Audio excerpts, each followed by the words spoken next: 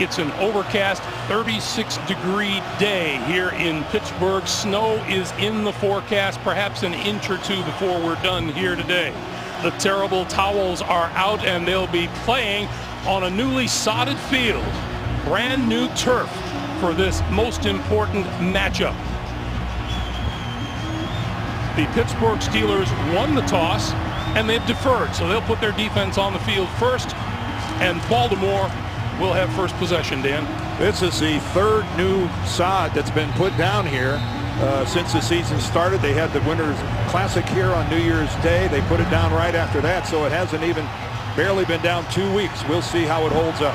Ladarius Webb is deep for the Baltimore Ravens. This AFC Divisional matchup is underway.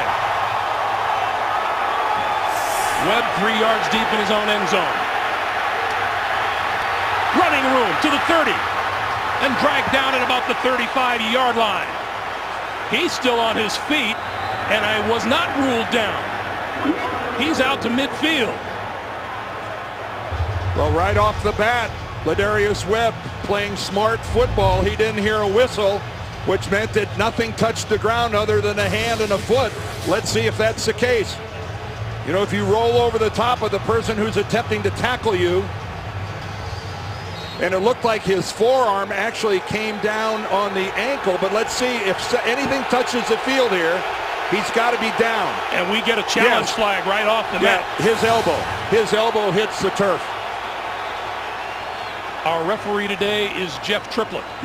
Webb's elbow hit the turf. At that moment, he's down.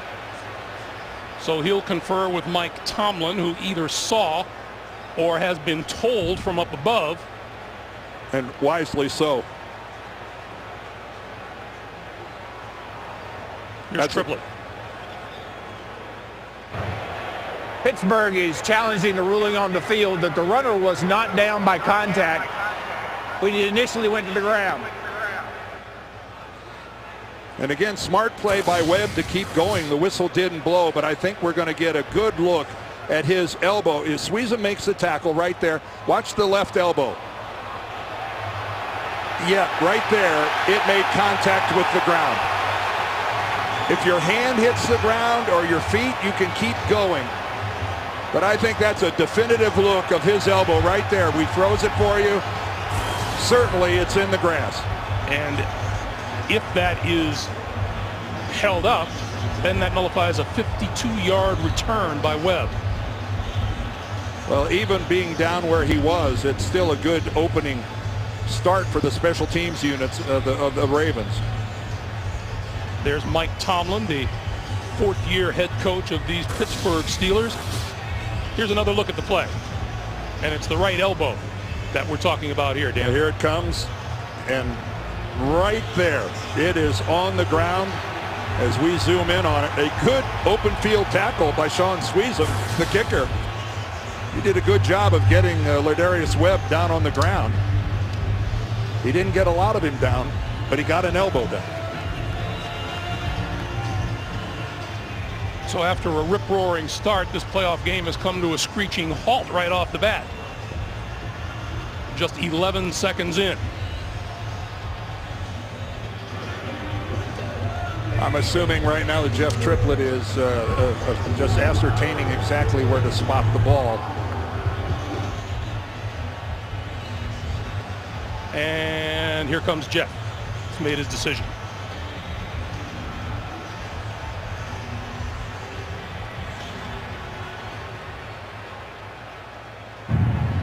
After review, the runner's elbow is down with the ball in control. He is down by contact at the 35-yard line. Pittsburgh is not charged a timeout. Please put 14:55 back on the game clock. 14:55 back on the game clock. Terrific job by Mike Tomlin, and it moves the football all the way back to the 35-yard line. And in his third year, Baltimore quarterback Joe Flacco will go to work. He comes off a terrific regular season and a terrific performance in the Ravens' playoff win at Kansas City 1 week ago. Well, that successful challenge by Pittsburgh netted them 14 yards. That's how much they backed up the Ravens.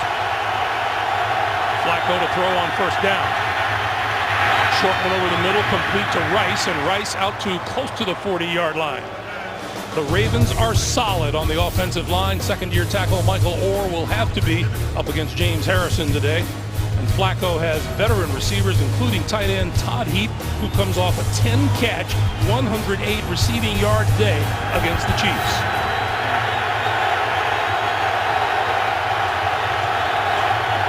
On 2nd and 5, Rice stumbled as he got started and has no gain on the play.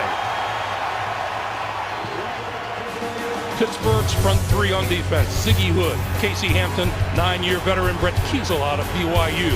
The best set of linebackers in the league: Lamar Woodley with his 9.5 sacks on one side, James Harrison with his 10.5 coming from the other, and the extraordinary game changer Troy Polamalu at safety. He missed weeks 15 and 16 of the regular season with an Achilles injury. 3rd and 5. Flacco throws it back this way to Heap, the tight end. He has a first down and then some into Pittsburgh territory and down at about the 42-yard line.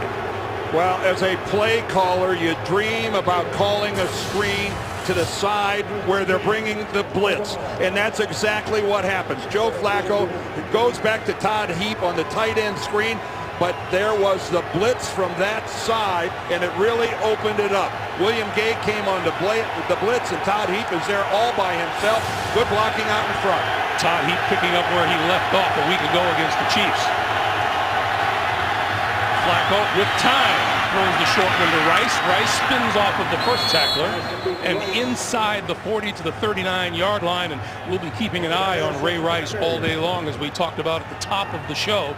He has had a flu bug problem, and they weren't quite sure whether or not he would go today. Well, he was pretty ill yesterday when they arrived here in Pittsburgh. He was throwing up, and of course you're worried about getting dehydrated. Woke up this morning feeling a lot better, and as you can see, he's on the field. 2nd and 7, short drop, quick passing, completed 35. Pass intended for Heap. James Ferrier was covering. Well, as we can see, Todd Heap is right in the mix here right off the back, and John Harbaugh quick to tell you that when he went down on the first play in the last Steeler game, a huge chunk of their offense went with him. They have an abundance of confidence now, having Todd Heap back in the lineup against Pittsburgh. 3rd and 7.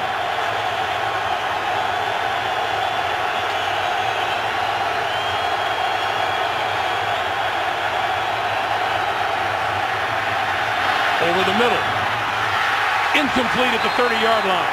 Intended for Heap, covered by Ryan Clark. Heap wants a flag. No flag thrown.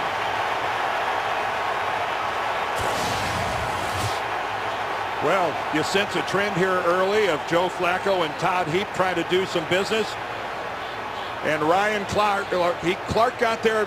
He got there quickly. He was on Heap at the ball. You can see Anquan Bolden going across on a crossing pattern and imploring Flacco to see him, but he was zeroed in on Todd Heap. Punter Sam Cook put 39 punts inside the 20-yard line, 3 short of the NFL record this year. And that one bounces into the end zone. He bounced it on the 2. It went on into the end zone. 12:22 to play in the first quarter. Ben Roethlisberger to take his first snap after this.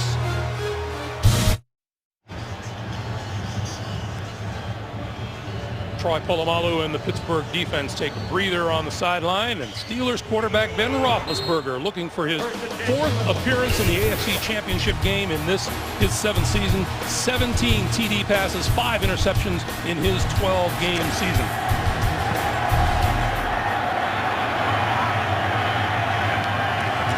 On first down, it's Mendenhall.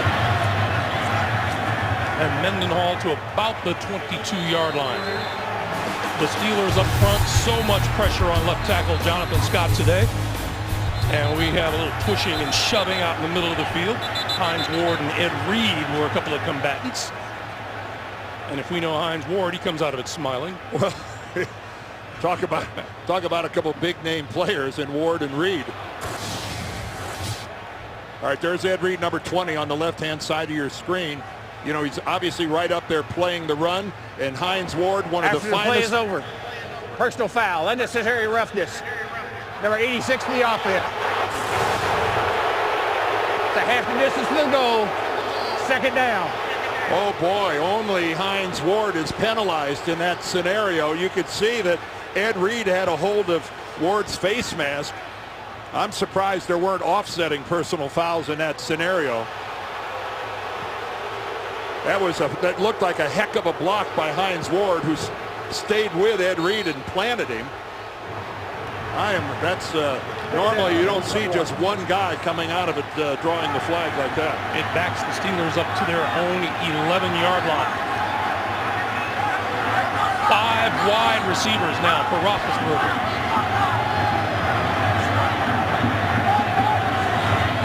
Quick pass, near side. Antonio Brown out of bounds across the 15 out to about the 17-yard line. Talking about Jonathan Scott earlier, his primary responsibility will be keeping Terrell Suggs off of his quarterback. And the backs and the receivers, and Mike Wallace will be the fastest man on the field today. He's the Steelers' big play man on offense.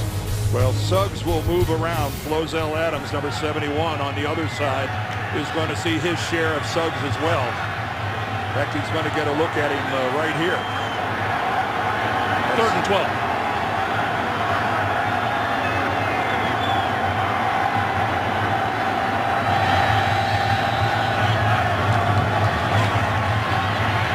Roethlisberger, this side of the field, got his man out of bounds across the 35. Mike Wallace has first down yardage for Pittsburgh.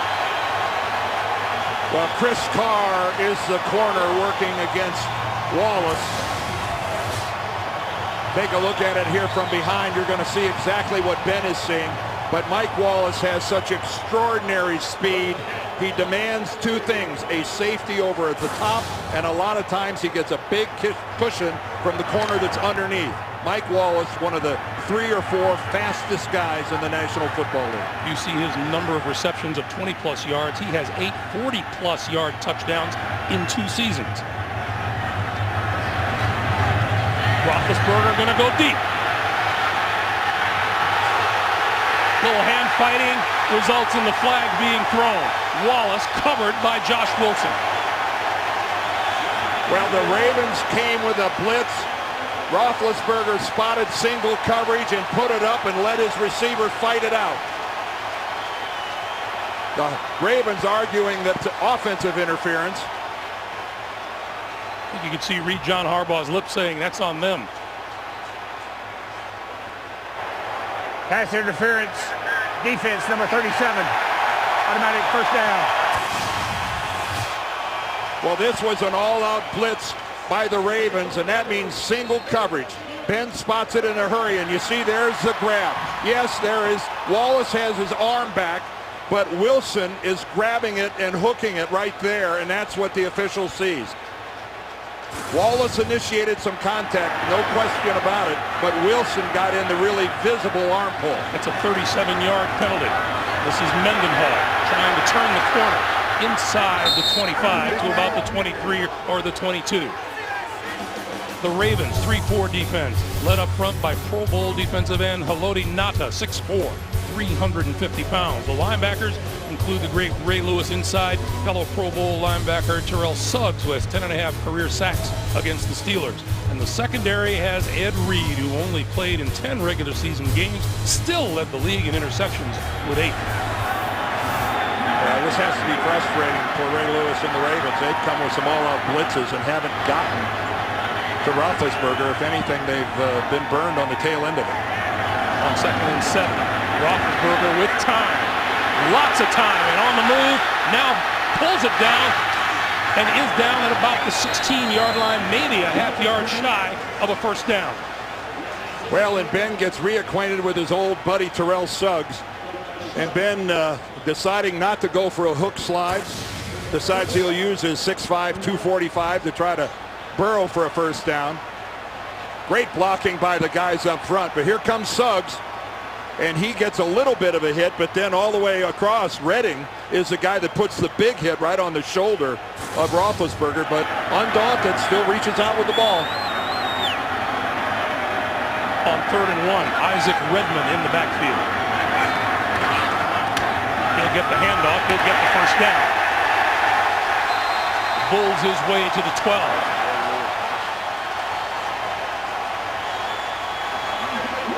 Ray Lewis had a shot and missed it. Boy, you know, don't see that very often. That could have been a negative play for Pittsburgh. Watch Ray Lewis. He's going to come right through the A gap right there, and he's right there, but Redmond is able to get outside of Lewis and pick up the first down. At first blush, that looked like that might have been a negative play for Pittsburgh. On the 12. Mendenhall with a hole up the middle. Inside the 5 to the 4. All right, Chris Kimoyatu came in awfully late to clean somebody off the pile, and he's lucky he didn't get a call. I think he hit Ed Reed, and that is very fortunate for Pittsburgh. Again, outstanding blocking. Look at that alley there for Mendenhall, but watch at the conclusion of this play. Right there comes Kimoyatu, and he knocks Ed Reed off the pile, and that 9 times out of 10, that draws a flag. Pickup of 8, 2nd and 2. 3 tight ends now. 8th play of this drive.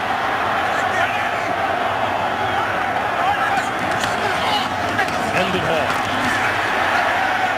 for a first down. Man, good power football there by the Pittsburgh Steelers. Nothing fancy there. Hat on hat, Bruce Arians. Doug Legursky in at fullback, getting that extra lineman in there, but that's just power football at its very best. So 1st and goal for the Steelers from the 2.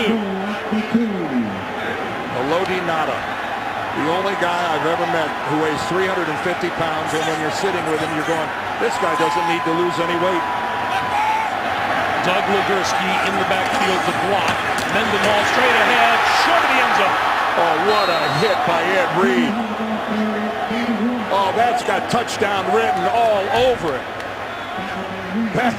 That has really, I'll guarantee you that Mendenhall can't believe he doesn't get into the end zone here. Look at that stick.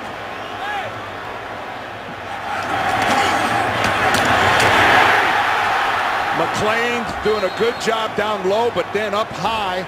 Reed just brings Mendenhall to a dead stop. 2nd and goal from the 1. Once again, Legursky in the backfield. Once again, Mendenhall with the handoff. Bounces off a tackler. Touchdown.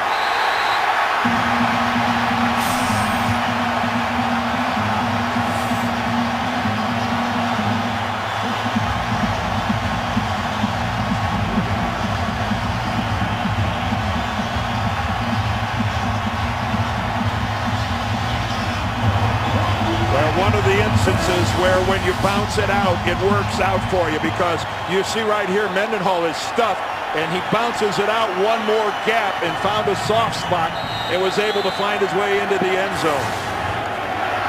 A pass interference call that was good for 37 yards. The extra point is good. Pittsburgh draws first blood in this AFC Divisional playoff matchup.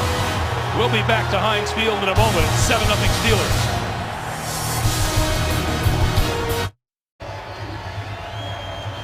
Heinz Field, the star of the show tonight. Pittsburgh goes 10 plays, 80 yards in just over 6 minutes. As you can see, that doesn't happen to Baltimore very often. Scooting the ball along the ground, picked up at about the 23-yard line and returned across the 30 by LaRon McLean, the fullback. So that's where the Baltimore Ravens and Joe Flacco will go to work. They find themselves down early by a touchdown.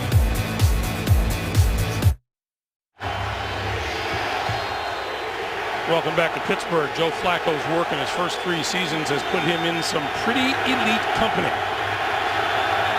He gets to work from his own 32-yard line. Flacco throws this side of the field, and that's complete, and the penalty marker flies as Derek Mason makes the catch. Let's check the flag. First indication. Ike Taylor.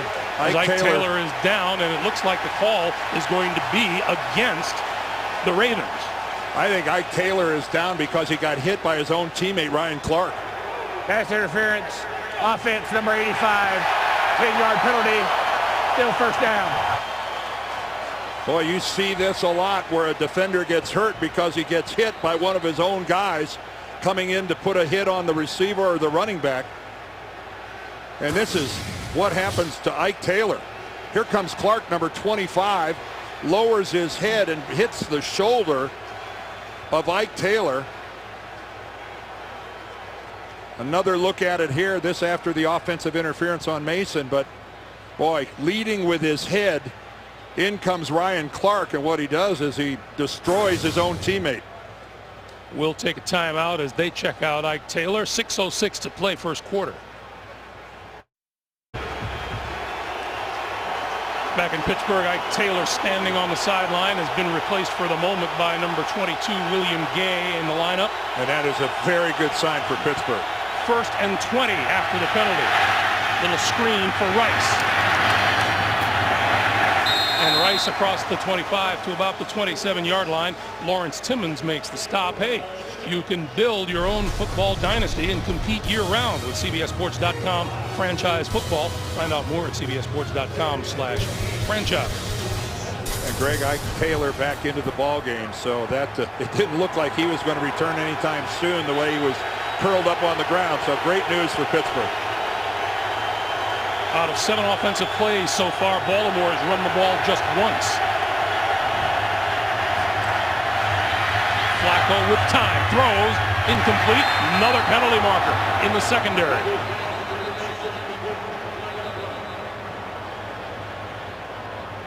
Well, they're coming right at Ike Taylor. This is the National Football League. You got a guy that's a little dinged. Let's find out how nicked he is, and we'll go at him. Prior to the pass.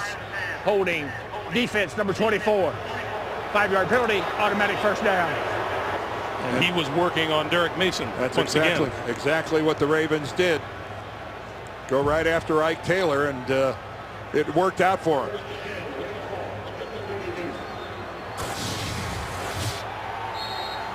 Look on the left side, you see he grabbed the shoulder pad and then the helmet and the shoulder pad again of Derek Mason right out in the open.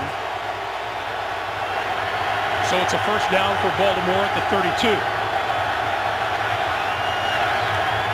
Rice, a little hesitation, and then across the 35 to the 37, a pickup of about 5 yards. Well, this might be a case of Baltimore using the pass to set up the run. It is kind of futile to just hammer away at Pittsburgh, and it has been predominantly a passing game for Baltimore so far. And that time, after all those throws, they found a little running room from Rice. That's a pretty solid first down pickup. Baltimore looking at the number 1 rushing defense in the league in the Steeler D. 2nd and 5. Rice again to the 39, maybe the 38. Greg, I thought it was interesting when we talked to John Harbaugh, and he told us his foremost thought about this game. He said, if we can protect Joe Flacco, we will win, which means their game plan is predicated on Joe Flacco throwing the football. And of course, when you got Woodley and Harrison and Timmons and company coming after him, he boiled it all down to simply that.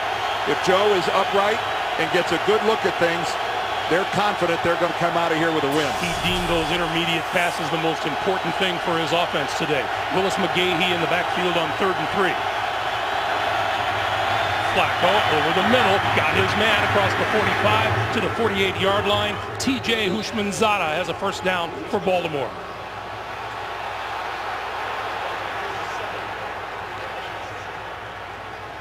Houshmandzadeh deciding to walk all the way down the field and plead his case to the back judge. Joe Flacco locked in. He was looking at Houshmandzadeh all the way. He saw that he had single coverage working against Madison.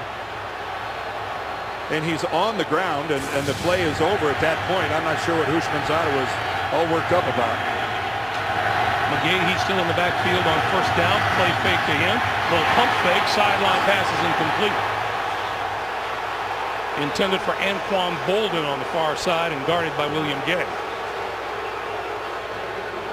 Let's go back to that play again. Well, let's see if we can find out why Houshmandzadeh. Oh! That's what he's upset about. Ike Taylor leans in and headbutts him. Well, and I don't blame TJ for being a little upset about that. Boy, this has been chippy. That was pretty uncalled for by Ike Taylor. On 2nd and 10, Flacco sets up the screen to the near side. This is McGahee. McGahee cuts it back inside the 45 and is very close to a first down. He may have one at the Pittsburgh 42. Tackled by Harrison. Now, that was timing is so important in a screen, and it's a good look here of being patient, and then Grubbs gets out front. And there's Ben Grubbs, number 66, and then it was up to McGahee to make a couple Steelers miss. You got one good block, he took advantage of that, and then he made two guys miss on his talent. Willis McGahee, a more powerful guy than Ray Rice. I think he's going to have a bigger role in their game plan today because of that power. 10-yard pickup, first down, Baltimore at the Steeler 42. Flacco goes down at the 48, courtesy of Lamar Woodley.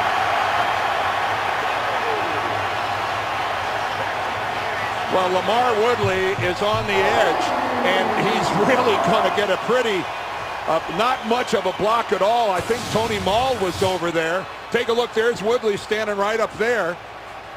Mall, oh, he's way late coming off the football. He didn't hear the snap count. Tony Mall, number 79, barely grazes Lamar Woodley. Give an assist to the crowd here at Heinz Field. Boy, that is a real easy pass to the quarterback. Over the middle, incomplete, intended for Bolden.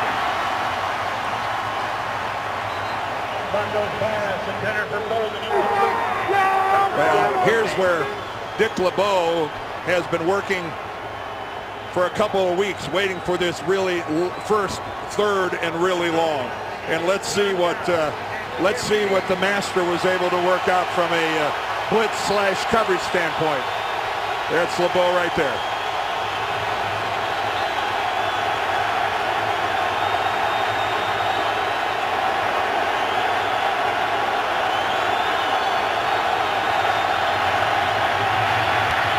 Flacco going to go deep. Incomplete at the 10-yard line. Intended for Derek Mason, and a late flag is thrown.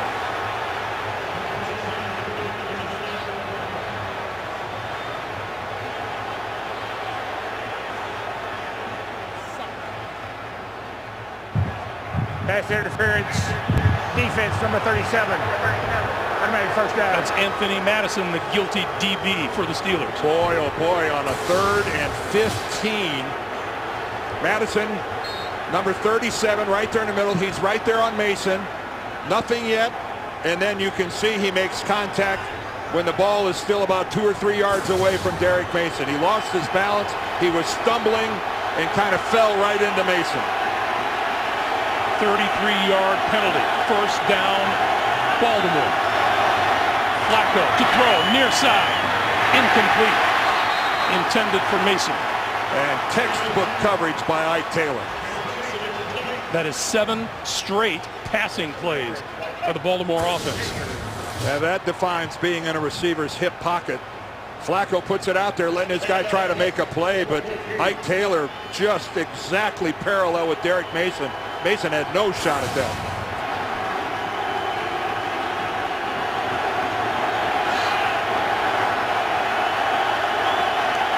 A few flags have been thrown, and we're early here. Straight ahead, Rice to the 5. Touchdown! And not just any touchdown, but a rushing touchdown. And not easily done against this Pittsburgh defense, finding a hole like that. A little delayed draw, and take a look at the blocking up front, and then it's just a couple of missed tackles. Surprisingly, the last one by Troy Polamalu. After 6 straight passing plays, Rice up the middle for 14 yards for the tie. Billy Cundiff, Pro Bowl kicker, is good. A minute 20 to play here in the first quarter. And much like the opening drive for the Steelers, penalty assisted. The Ravens pull even at 7-7.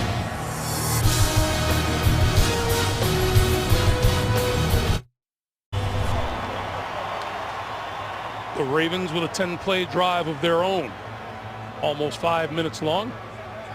And just as John Harbaugh wanted, the passes loosen up the defense enough to allow a meaningful rushing touchdown. And both the Ravens and the Steelers were stingy in the rushing touchdown department. Each allowed just 5 on the season, and that was tops in the NFL. Antonio Brown is deep. And this is Brown from the 5. Across the 20, dodging his way out, and here comes a penalty marker. We may be here until Tuesday. There has been a lot of yellow, and not just what's being worn by the Steelers so far in this game. During the return, holding number 57 of the return team. 10-yard penalty, still first down. That penalty is on Ke'Aaron Fox. Let's go back to the touchdown. Yeah, let's take a lot of great blocking up front, but watch LaRon McClain, the fullback, come in here and watch the block he gets on James Ferrier. You're going to get a good block right at the line of scrimmage, but there's McClain, pins Ferrier to the inside. That's what allows Rice all that room. And LaRon McClain, an outstanding fullback. Remember, he didn't play in the last game against Pittsburgh either. So he went out on the first play in that December the 5th game. McClain didn't play at all because of an ankle. Baltimore very buoyed having both of those guys back for this game. Steelers start at their own 10.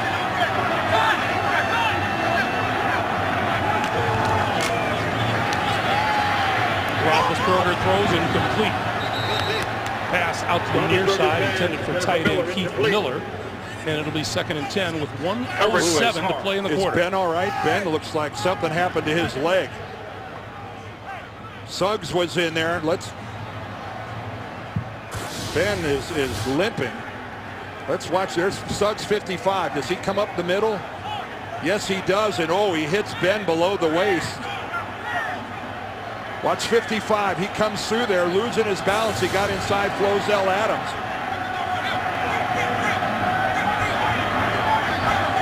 Roethlisberger looking at 2nd and 10. Pump fake.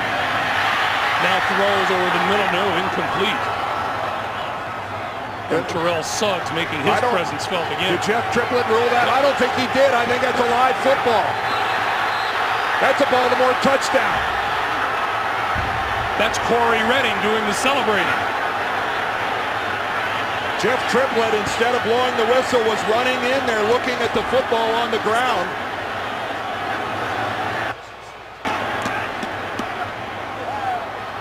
Well, Roethlisberger is not putting up an argument. Oh, well, there's the red flag in Mike Tomlin's hand. Ben holds on to this football for a long time. 1 pump, 2 pumps, and before he launches it, he's hit by Suggs, and that is a fumble. And you can see right there, Foster just standing there, everybody looking around, and finally one guy decides to act on it, Corey Redding. And Mike Tomlin has tossed the challenge flag.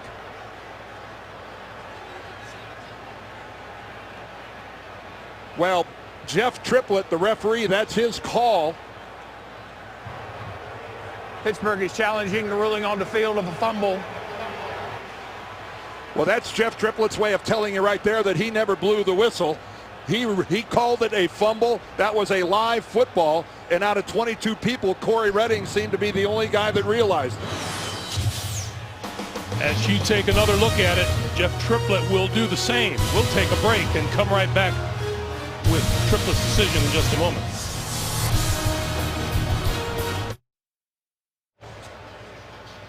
While Jeff Triplett is examining the replay, Corey Redding celebrating on the bench. Well, looking at it over and over, I do not think that Roethlisberger's hand was moving forward. Nor is there a whistle here. And for some reason, without a whistle blowing, only Corey Redding decides to make a play on the football. Now watch Ben's hand. Okay, he's going to reload right here. Here comes Suggs. I believe that's a fumble. After review, The ruling on the field is confirmed. It is a fumble. Quarterback's arm was going back when it was hit and the ball knocked loose. It is a touchdown as a result of the play. Pittsburgh is charged their first timeout, and they're out of challenges for the remainder of the game. And in his 8th season out of Texas, that is Corey Redding's first career touchdown. Well, again, Terrell Suggs, the tormentor of the Steelers, makes the play again on Ben Roethlisberger, forcing the fumble, and just, I am mystified without a whistle blowing that many guys in a playoff scenario were standing around spectating. Billy Cundiff is good on the extra point. The Ravens score 14 points in 27 seconds.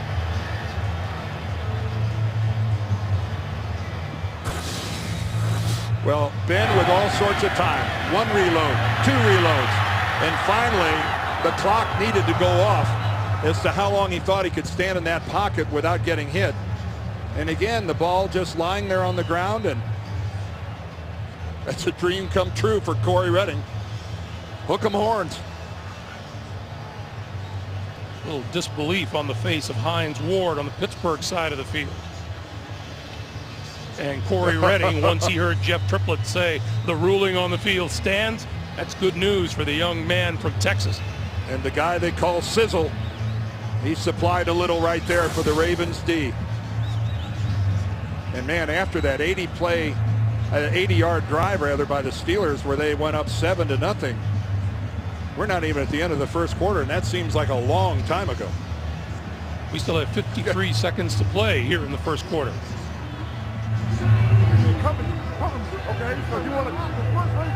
Well, the old adage, you play to the whistle. Never more in play than right there. And Dan, you know Corey Redding will now be handing out advice to the offensive guys on the bench. Antonio Brown from the 2 to the 25 and forward to about the 28 or 29 yard line. While we have a moment, fantasy football continues throughout the playoffs. Play NFL.com Playoff Challenge today for a chance to win a trip to Super Bowl 46. Sign up for free at NFL.com/fantasy or search NFL Playoff Challenge. I remember the play before that fumble. Ben was a little ginger. Remember, he's got that broken bone in his right foot. He wears a brace, plates, bigger shoes. And he was hobbling a little bit, although not so bad coming out here for this possession. This is Mendenhall.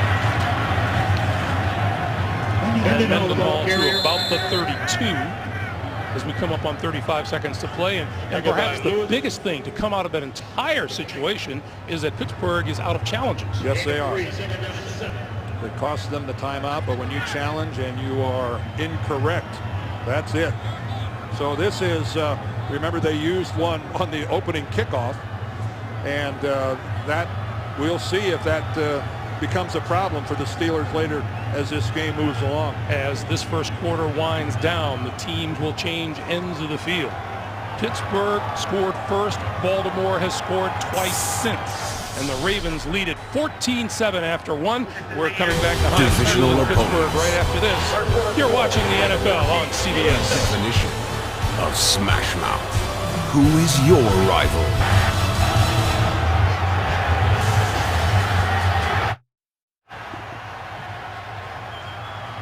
Seems like forever, but we have now reached the second quarter. Welcome back to Pittsburgh, everyone. First down, or 2nd and 7 rather, for Roethlisberger and the Steelers at their own 32, and Roethlisberger escapes the first try, not the 2nd and 3rd.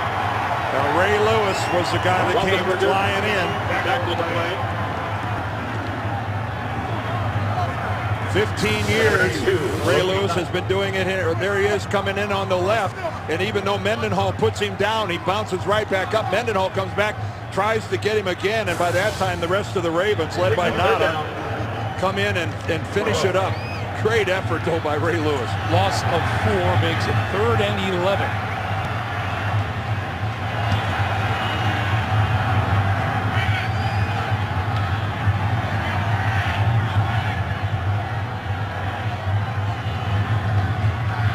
Four-man rush.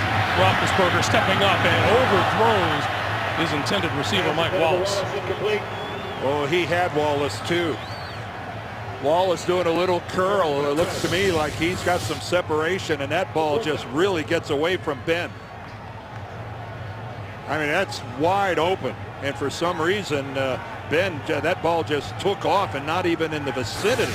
That's barely in the same zip code as Mike Wallace. Jeremy Kapanos to kick it away, and Ladarius Webb is deep. Webb back to his own 16-yard line and is tackled back there by Anthony Madison, number 37. So with 14:06 to play in the first half, Baltimore on offense again.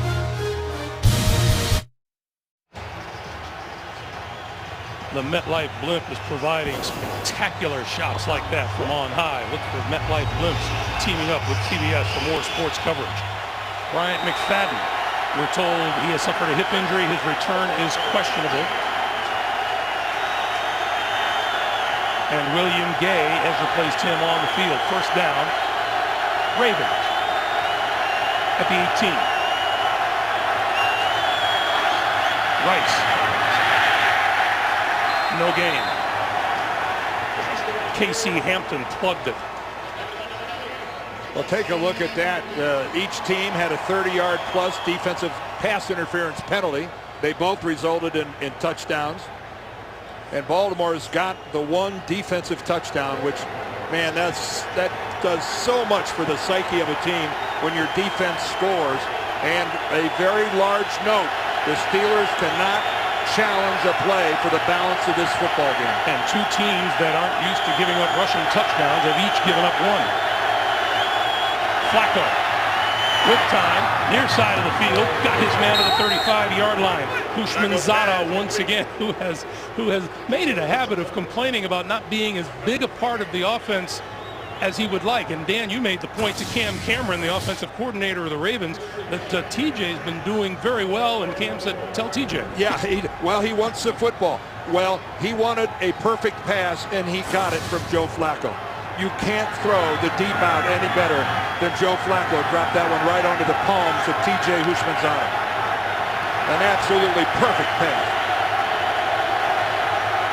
First down now at the Baltimore 34. Pass out to the far side of the field, and being brought to immediate halt is Anquan Boldin by Ryan Clark. Well, Anquan Boldin is a formidable receiver after he catches the football because of his power. And this is a perfect tackle by Ryan Clark. Boldin didn't get a chance to really do much of anything. He barely gets both feet down, and then all of a sudden, there's Clark. Low, wrapping up, driving through. That's the way you tackle somebody. Loss of 1, second and 11. Rice.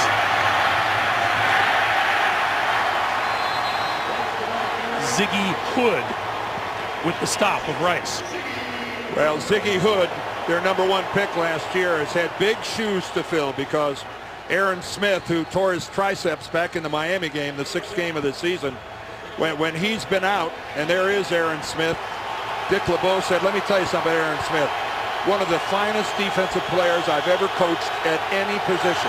But Ziggy Hood has really come on as he's gotten this playing time because of the injury to Smith. Third and long yardage for Flacco. Polamalu very deep in the secondary, the screen. And Rice gets nowhere. James Harrison makes the stop. Well, it's always funny. It's always fun, rather, to track Troy Polamalu. There he is. He was up at the line of scrimmage. Now he's going all the way back to take the deep part of the field. And here he comes right back up again. And he covers some ground. And that is what's so frustrating for the offensive guys. It's like, where's Waldo? Where is he going to be, and where's he going to end up? Antonio Brown back at his own 20-yard line for Pittsburgh.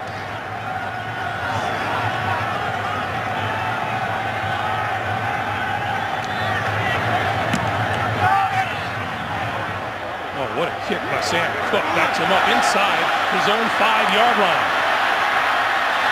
Penalty markers are down as he moves out to the 14. Looks like they'll get a block in the back. That's a 61-yard punt by Sam Cook. And I don't know that that ball should have been fielded. Should have let that baby go. Momentum might have carried it in the end zone.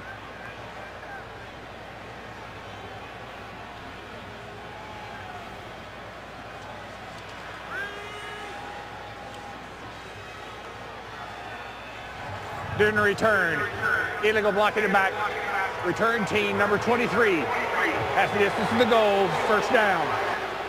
Keenan Lewis, the guilty party for the Pittsburgh Steelers. As you take a look at the penalty, Sam Cook picked a heck of a time to come up with a career-long punt.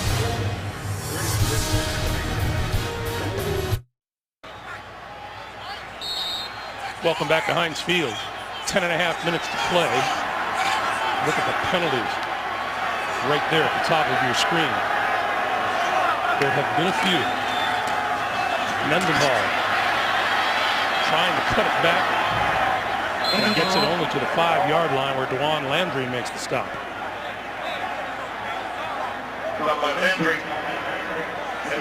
Now this is where you'd love to demonstrate some prowess on the offensive line by being able to hammer out a couple of first downs.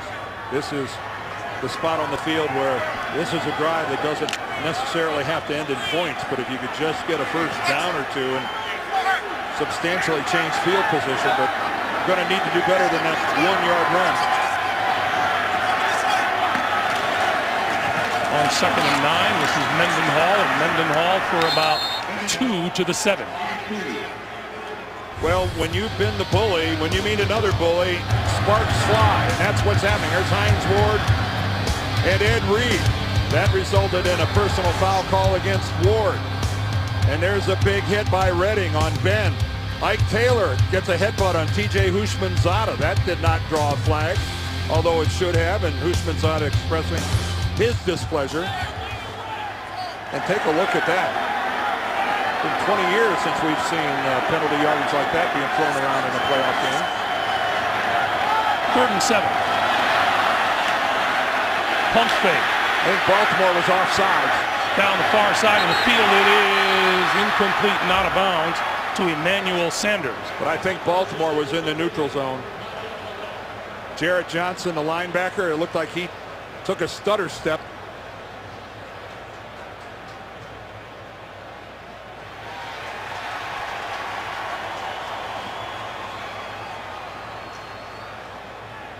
It won't be a first down, but it'll... Boy, Ben is celebrating like he's in the length of the field, though. 2 fouls on the play. Offside. 95 defense. That penalty's declined.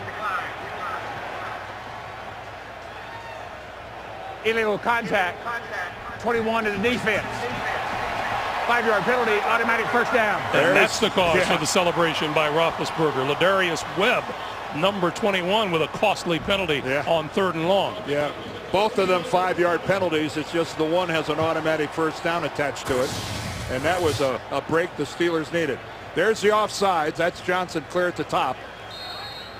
And there's Webb, the upper left of your screen. Oh, well, yeah, that's way beyond the 5-yard zone where he comes up and gets a jam. So first down now at the 12. Roethlisberger popped up into the air, incomplete.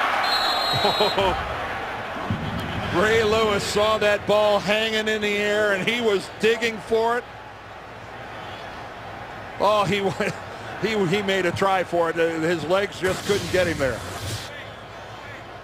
All right, who gets a hand on this? Yeah, you can see it right there, McKinney. And then Ray Lewis was really, really digging for that ball. There's McKinney, 91. Watch, I think his left hand gets up at the last second. Yeah, he gets it.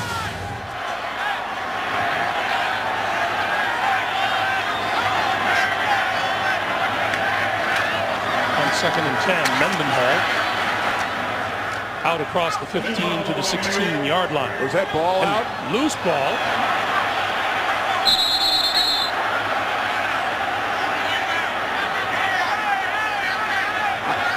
and they give it to Baltimore.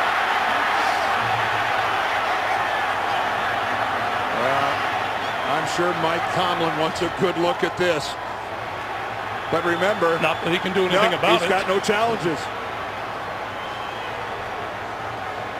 Ed Reed came up with the football. Let's take another look. Rashard Mendenhall coming in right behind. He's got it, and there it goes. No doubt that he loses that football way before he comes in contact with the ground.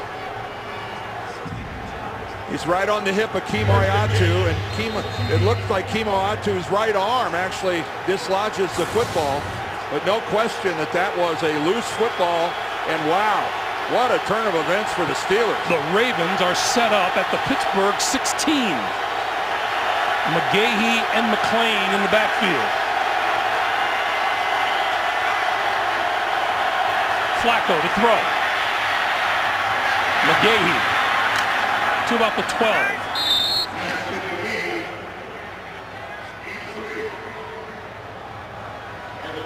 Mike Tomlin has to be a little bit dazed. Well, yeah, because look at that. The Steelers were so good during the course of the season, taking care of the football, second best in the National Football League, behind only the Patriots. And now here they find themselves -2. Oh, not even halfway through the second quarter. 2nd and 6 as you look at the red zone numbers this season. McGahee stood up at about the 18 is where forward progress will be marked. Wow, and Ryan Clark, when you got a safety making a tackle for negative yardage, you got 8 guys in the box. And that's what the Steelers. Watch Clark get upfield. Knifes right in there again. Boy, he's put together a couple of good tackles so far in this football game. 3rd and 7.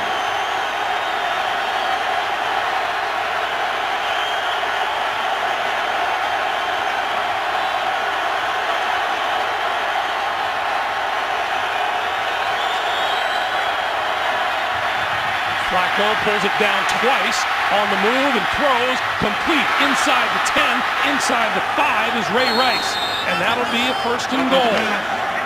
Dick LeBeau and the Steelers had the defense called they wanted because they got Troy Polamalu locked up on Ray Rice. And this is a great job by Flacco of extending the play. Couple pumps coming out, but look right here.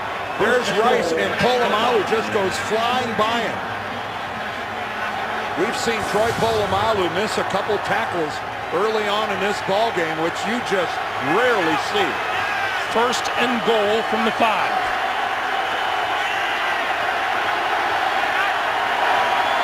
McGahee for about a yard, maybe a yard and a half. Let's go back to that prior play by Ray Rice, and again we're going to get a look at Troy Polamalu. Here he comes. He sees Rice. He's got him in his sights, and boy, you just don't see that very often where he misses that badly. Limited practice time because of the Achilles injury. Hasn't gotten in as much work as he would have liked. Says it feels fine, but that's uncharacteristic. 2nd and goal.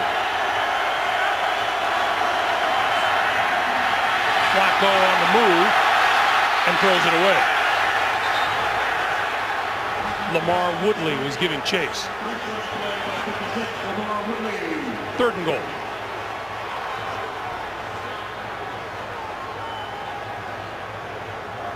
Well, a guy that really turns it on in the playoffs is Lamar Woodley.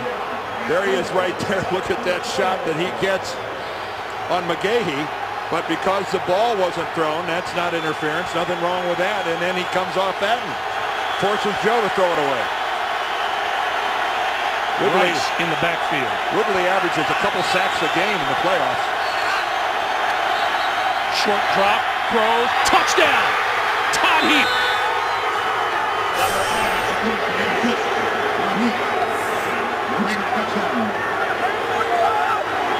I'm not sure what describes this crowd at Heinz Field more, stunned or angry. A Again, a reminder, Todd Heap got hurt on the first play of the game in December. And you can see right there, the two Baltimore defenders run into each other. Ryan Clark hopelessly behind the play at that point in time. And a relatively easy touchdown. You hear how important it is all the time about points off turnovers. The two-touchdown advantage is just that. Baltimore with 14 points off turnovers. Flacco to Todd Heap, 21-7 Ravens. Well, I'll tell you, Cam Cameron, the offensive coordinator of the Ravens, he designed a beautiful touchdown passing play there to get Todd Heap open. We'll show it to you after the kick here, but well done. Jim Zorn right there talking to Joe Flacco. Baltimore Ravens having a veritable explosion against these Steelers. Antonio Brown from the 3. Running room across the 20 to about the 25, and he's brought to a stop. 5:36 to play in the first half. Roethlisberger and the Steelers on offense next. Greg Gumbel, Dan Deerdorf back at Heinz Field in Pittsburgh, coming up on 5.5 minutes to play in a first half that has seen the Ravens take full advantage of some Steeler mistakes for a 21-7 lead. Pittsburgh's last 3 drives, a fumble turned into a touchdown, a punt and a fumble that led to a touchdown.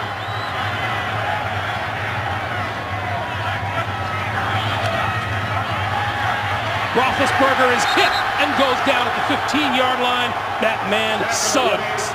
55, Terrell Suggs. Wow, Terrell Suggs. What a monster game he's having here, rolled into a half. There he is at the very bottom, 55, going to loop in behind Elodie Nada. And again, the Steeler offensive line doesn't pick him up. That's called a TE. The tackle goes to the outside. The end loops to the inside. The Steelers don't have an answer for it. Third sack of the day by Roethlisberger. 2nd and 19.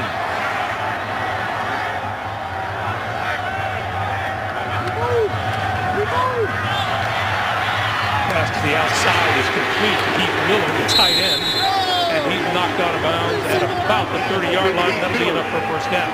Oh, I'm sorry. That'll be short of a first down by about 6 yards.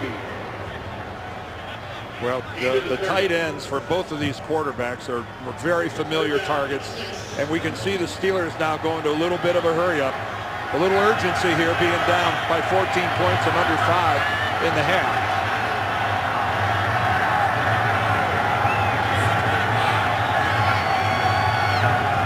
Well, they were hurrying up until Ben decided to change the play.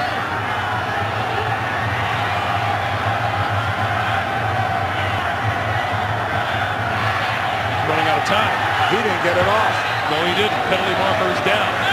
That might be the first time in the history of this business where an analyst says they're in a hurry-up and then they don't get the snap off before the play clock expires. You have 4:21 to do it again. Last game. Offense, number 7. 5-yard penalty, still 3rd down. I may have forged new ground here. Boy, that's a real whiff. Not good.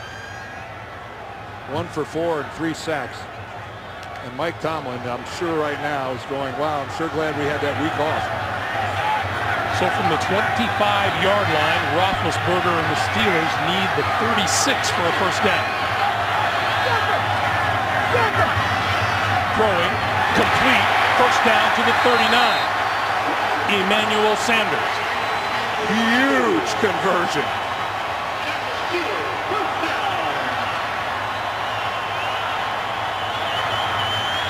They needed 11, they got 14. Coming up on 3.5 to play in the first half.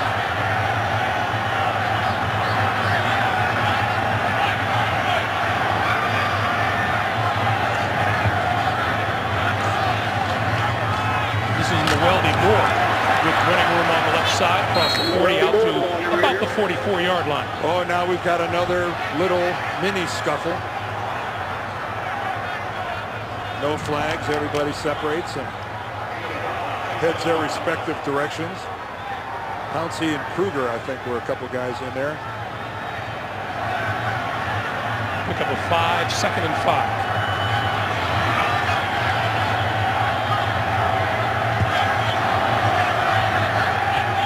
Again, Roethlisberger not in any particular hurry.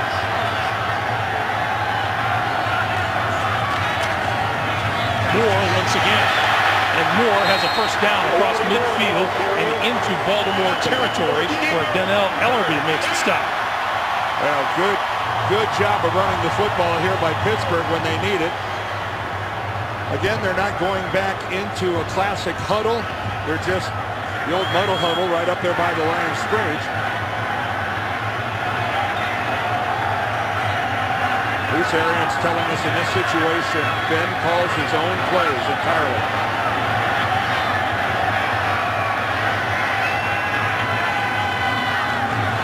Roethlisberger pump fake and throws over the middle and hits his tight end Heath Miller, and Miller is down at about the 41-yard line, and that will bring us to the 2-minute warning. 1:57 to play in the first half at Heinz Field. Steelers trying to put points on the board before the intermission. Hey, coming up, the Sprint halftime report. JV, Dan Shannon, Boomer, Coach Cowher. First half highlights here. And they'll have all the latest NFL playoff news and information coming up on the Sprint halftime report. And there'll be a few things to discuss, won't there, at halftime? Yeah, more than a couple. Halftime won't be long enough to fit in every storyline we've seen here in the first half. 2nd and 2 for Roethlisberger and the Steelers. Pump fake. Throws inside the 30-yard line. That's complete to Emmanuel Sanders for a first down, and the clock continues to move. Baltimore has all 3 of its timeouts remaining. Pittsburgh has 2. Well, Sanders and Antonio Brown make up a pair of pretty talented rookie receivers, and they're getting in the game and making a few things happen here in the first half.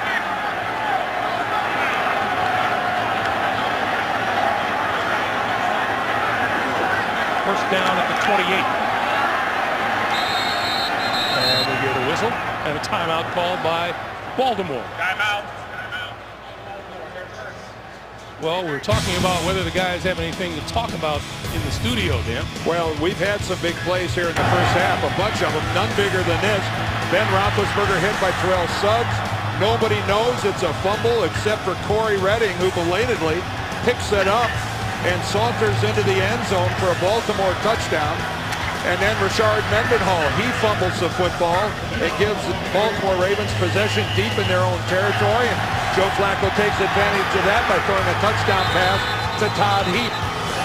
And the Steelers, who at one time enjoyed a 7-0 lead, have seen Baltimore score 21 unanswered. Meanwhile, Terrell Suggs, looks like they were looking at his arm on the sideline, and he has now walked back onto the field.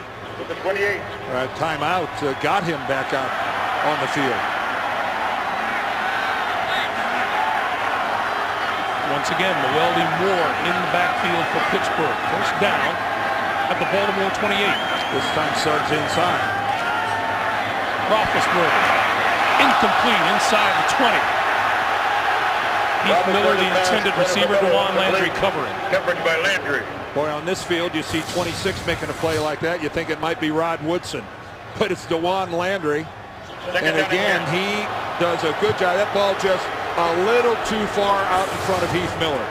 Miller had a step on Landry. If that ball would have been just a little less out in front of Miller, I think he'd have made that catch.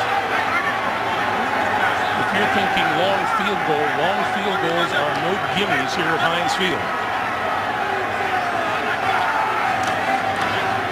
Roethlisberger, short pass over the middle, falls incomplete. 1:13 on the clock. Pass incomplete.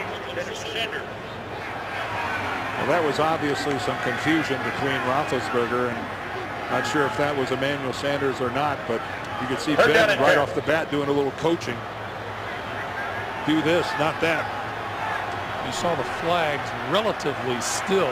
They haven't been that way all night. We have really, there was supposed to be 20, 25-mile-an-hour winds and snow this afternoon and this evening, and we haven't seen either one yet. Roethlisberger on 3rd and 10 has plenty of time and throws complete.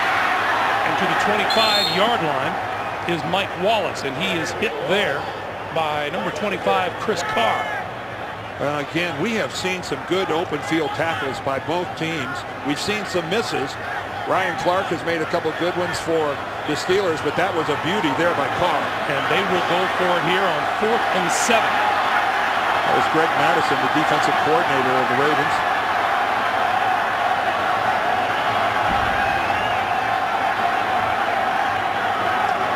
This would be about a 43-yard field goal from here. Doesn't look like Roethlisberger is going now. It looks like they're set up for a direct snap to Mwelde Moore. And now they're going to call a timeout. Nothing's going to happen. Timeout. Pittsburgh. Their second. Well, because, you know, initially you'd say to yourself, why are they not going to kick the field goal?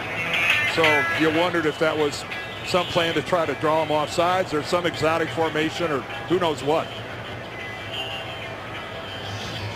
So they'll talk about things on 4th and 7, and now they will send the field goal unit out.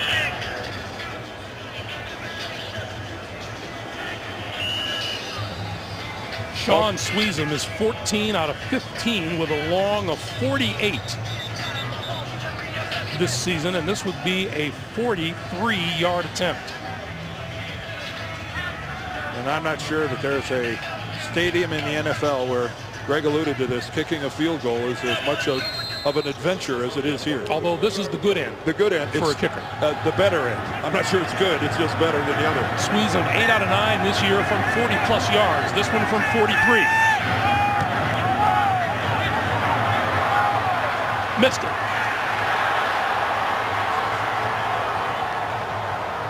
Again, Heinz Field gets in the head of field goal kickers. Heinz Field will even bite its own. Baltimore ball. At the 33-yard line. The snap a little high, but it looked to be a really good, solid placement. And as you'll see sometimes, it starts out between the uprights, but then it's got that hook to it. And on the sideline, Ben Roethlisberger sees a chance to put points on the board, go to waste. Well, in this rivalry, points are precious. And the Ravens pretty happy to go in up by 14. Turnovers, the story of this first half. Pittsburgh made them, Baltimore converted. We come to the end of the first half at Heinz Field with the score. The Ravens 21, Pittsburgh 7. Back with the Sprint halftime report after this message and a word from your local station. You're watching NFL playoff football on CBS.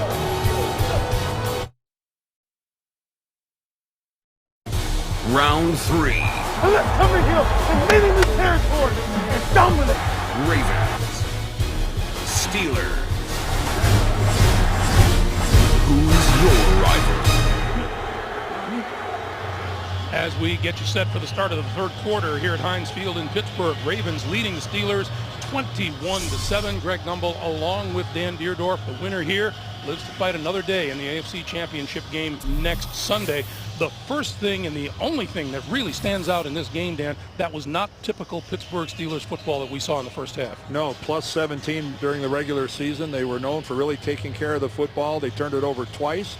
Now, you know, you got to give the Ravens a lot of credit. They're playing with great passion, great intensity. They're making some of these things happen. Suggs had a monster first half, but still, this is not Steelers football by any stretch of the imagination. If you take a look at the number of problems that Mike Tomlin's team had in the first half, it's no wonder they could be down more. Well, really, and again, they're down 2 in the turnover department. Ben Roethlisberger has been beat up, thrown to the ground, 3 sacks. He's been hit hard a couple other times. They missed a makeable field goal.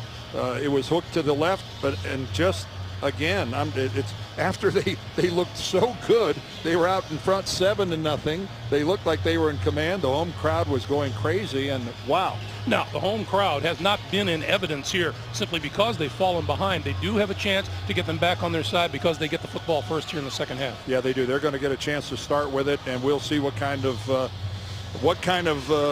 I don't know, passion, energy, adjustments came out of halftime, and we'll see if the Steelers can have it translate into some action on the field.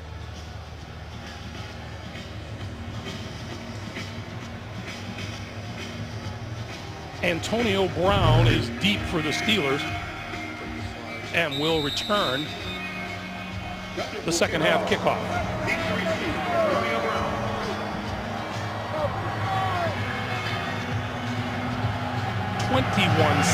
Baltimore in the lead. From the 5, it's Brown. 25. Still on his feet and now buried at about the 24-yard line. Forward progress will be marked at about the 25. And here comes Ben Roethlisberger. Well, it has been quite a first half for Big Ben. He has really taken hits high, taken hits low right there from Suggs, right below the waist. That time the fumble, Suggs gets a sack. Ray Lewis comes in, then Nada and company finishes him off. And again, Suggs. Terrell Suggs has had just a giant first half, but if there's been a recurring theme, it has been at the expense of Ben Roethlisberger, who's been beat up. First down from the 25-yard line, and they will start with a play action. Roethlisberger flips to Hines Ward. Ward tripped up and goes down at the 30-yard line. DeJuan Landry coming up, and boy, these Baltimore Ravens may well be serving notice to the rest of the league. 7 takeaways now in the first 2 games of this playoffs.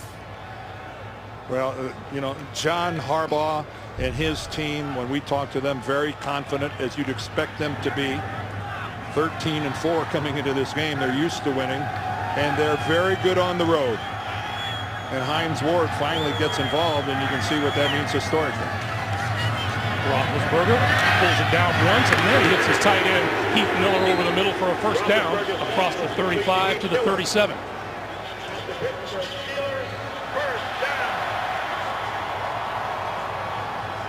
Well, Ray Lewis ends up making the hit on Heath Miller.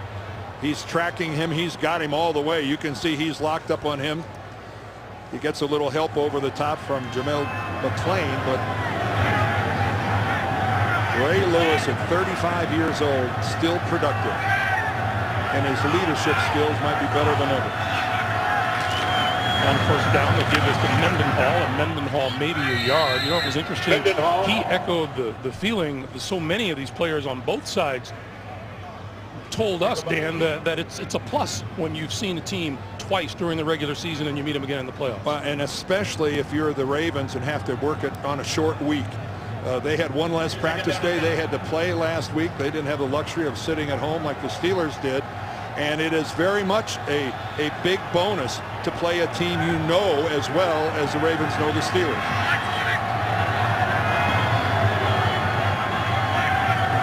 On 2nd and 9, quick pass to this side, and Wallace doesn't get a chance to go anywhere. Chris Carr in on him in a hurry. Well, Chris Carr is going, well, if I've got to deal with Mike Wallace, this is exactly the way I want it. Standing still. Mike Wallace unable to use that great speed. Flat-footed, waiting for the ball to get there, and Chris Carr just all over it. That's what you want from a speed guy, right in your crosshairs. He lost 3, 3rd and 12.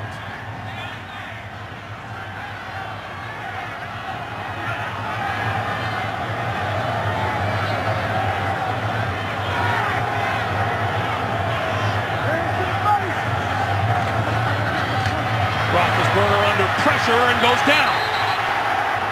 Boy, everybody's coming in and taking a shot. Haruki Nakamura that time off the edge. That is the 4th sack of the night. And Greg Madison, the defensive coordinator, boy, is he calling a game. There's Nakamura. He loops to the outside. Ray Lewis comes in and occupies the blocker. He ties up Moelde Moore, and that frees up Nakamura. Kapanos kicks it away to Webb. Webb will let it bounce and then field it and goes down at the 21-yard line. 11:37 to play. 3rd quarter. Baltimore with the ball with a 2-touchdown lead.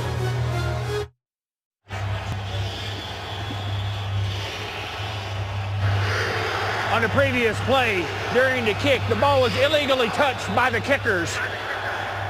So the ball was moved to the illegal touch spot. First down. So the difference is about a yard and a half, maybe 2 yards. Meanwhile, John Harbaugh's team, they've been called Road Warriors. That's why.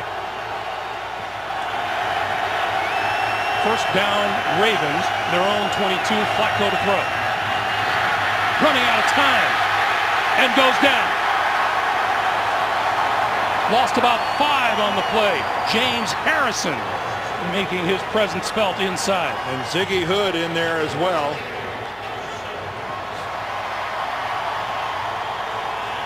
We talked about Ziggy Hood there in the first half. There's Harrison working on the outside. And the first guy who really forced Joe Flacco out of there was Brett Kiesel. Kiesel with a bull rush, and he ends up making Flacco move, and then everybody else got in there to help clean up. That pocket just disintegrated on Flacco.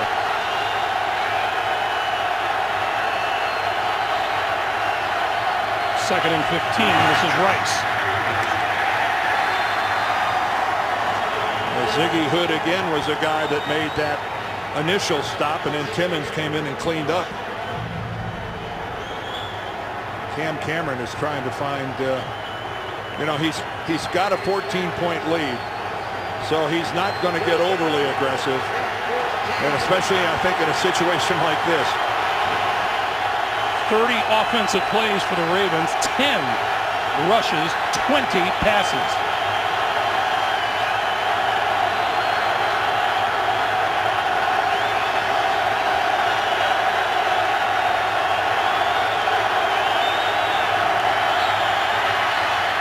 Flacco, short pass for Rice. Lost the ball. And Pittsburgh has it.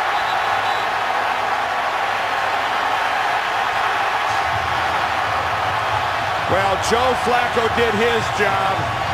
Conservative, dumping the ball down to Ray Rice, and what a gaffe on the part of Ray Rice, not securing that ball any better than he did. Ray Rice just doesn't fumble.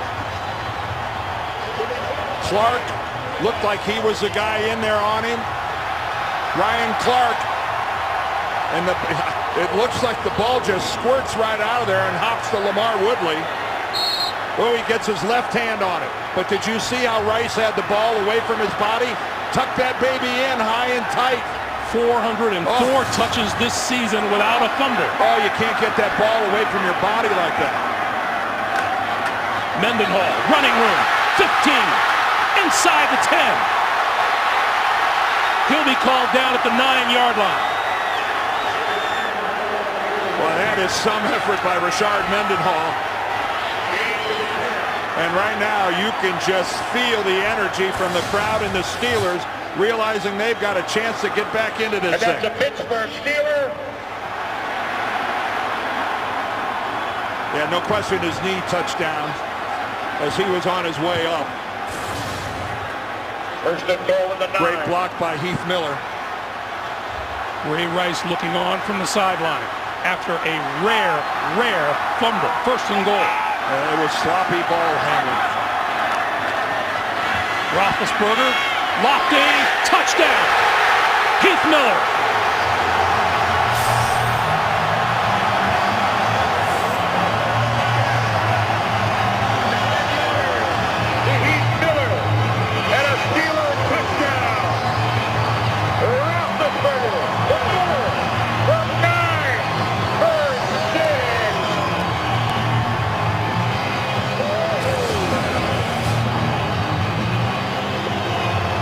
Take a look at this. Beautiful pass protection, a great pocket. An inside pattern, then Miller going to the outside. Hines Ward goes to the inside, Miller to the outside. Pretty wide open. Sweezum's kick is good. 9:11 to play in the third. Pittsburgh jumps right back into the thick of it, converting the turnover with a Ben Roethlisberger touchdown. 21-14 Ravens. It's like this crowd at Heinz Field has just had a caffeine injection. 9:11 to play in the third. They had it all wrapped up in a nice little package with a bow on it, handed to them by Ray Rice. Some turnovers are more needed than others. By the Steelers, that was desperately needed. That's Jason Parmalee. He is deep for the Ravens at his own goal line for the kick.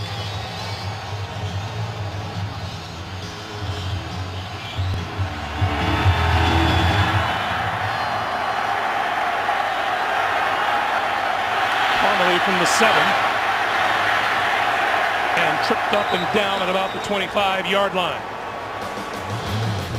Ike Taylor with the tackle, 1 touchdown game. We'll be back.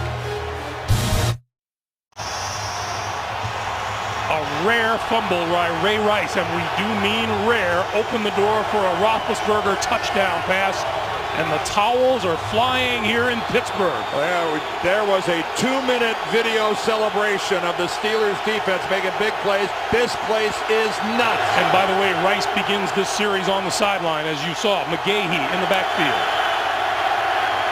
Flacco to throw. Running out of time, and he goes down. James Harrison.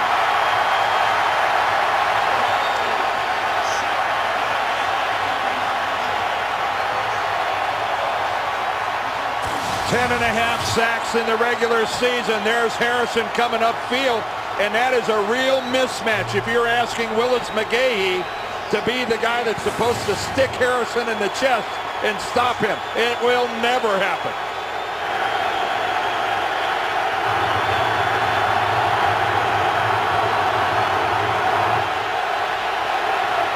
What did James Harrison tell us yesterday? He feels a lot better this time of the year than he usually does. That can't be good news for Baltimore. McGahee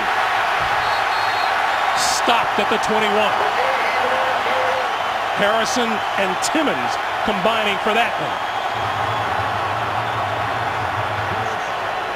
I'm telling you, what a change. Not just in the players on the field for the Steelers, but in the entire atmosphere here at Heinz. That turnover by Ray Rice, what a 180 by the Steelers.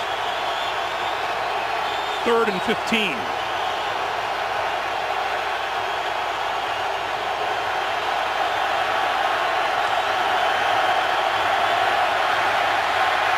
Flacco underthrows to the far side of the field. Hushmanzada.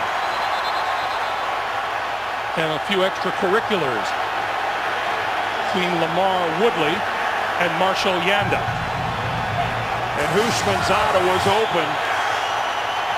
Just a straight 4-man rush, but Harrison coming around the corner kept Flacco from being able to turn to his left and throw. And then at the end, you see that's Marshall Yanda, I believe, and Lamar Woodley. Antonio Brown back for the kick.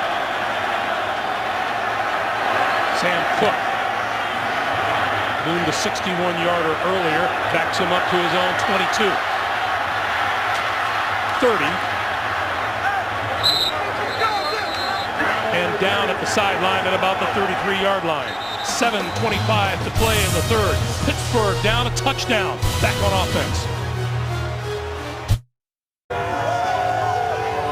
Time we went to commercial till the time we came back, this crowd has been on its feet and stays there. Flozell Adams on the Pittsburgh sideline with an illness, we are told. Trey Essex has replaced him at right tackle. Roethlisberger throw to the near side. Emmanuel Sanders breaking free and out to midfield for a first down. We've got more pushing and shoving now, back it down by the 30. Ed Reed's in the middle of this, and guess who? Yeah, Heinz Ward. Come on, guys. Boy, there's a lot of testosterone between those two guys. Two guys that are as tough and as hard-nosed as any two that have ever played in the NFL.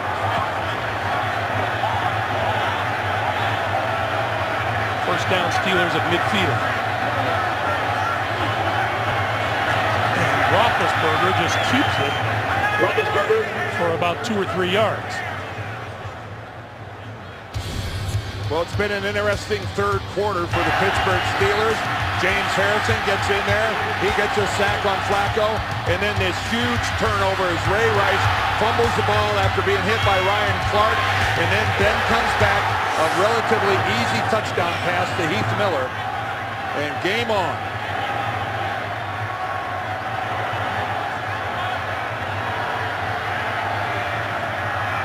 Roethlisberger on 2nd and 8. Throws it, and that's complete.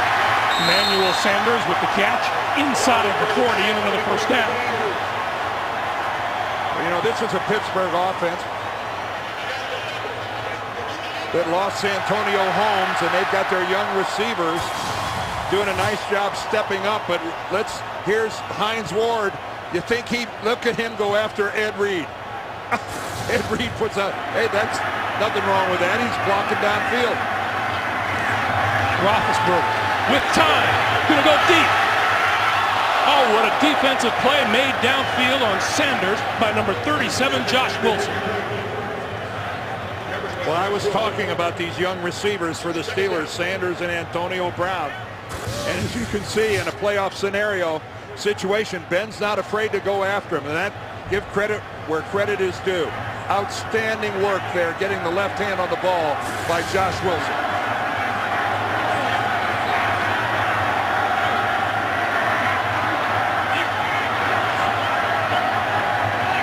On 2nd and 10, end around, not gonna work. Mike Wallace wrapped up by Ellerby. Man, Donnell Ellerby, he honored his responsibilities. He's supposed to get upfield. Don't pursue the football until you are in a position where nothing can get around you. And that, boy, that's, you know, it's just doing your job. Sounds simple. It's so easy, though, to go chase something and then have somebody get outside. Loss of 6 makes it 3rd and 16.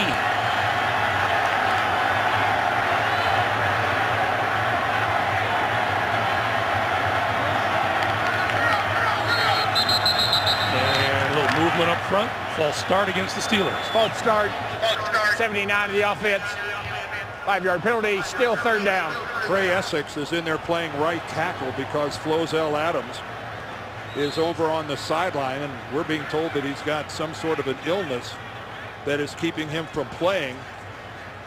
And that would be the 3rd right tackle for the Steelers this year. Before training camp even started, they lost Willie Colon, their normal starter, with an Achilles. They signed Flozell. He's played all year. Now Essex is having to pick up the slack. Tackle has been a sore point for Mike Tomlin and the Steelers. On 3rd and 21, Roethlisberger. Gonna go deep.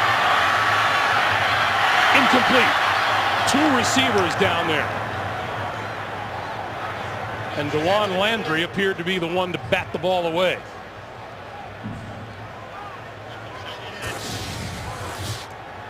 Well, it's not every day that you'll see 2 guys that are this close together. Antoine Randall turns upfield. James Sanders to the inside. Kapanos puts this one up high. And they're going to let it bounce and down it inside the 5. And we have a penalty marker on the far side of the field. Baltimore might have had too many men.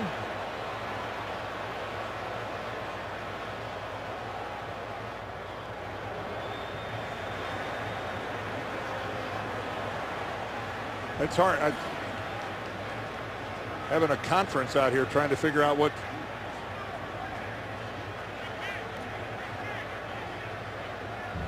It looked like Baltimore was trying to run some people off the field.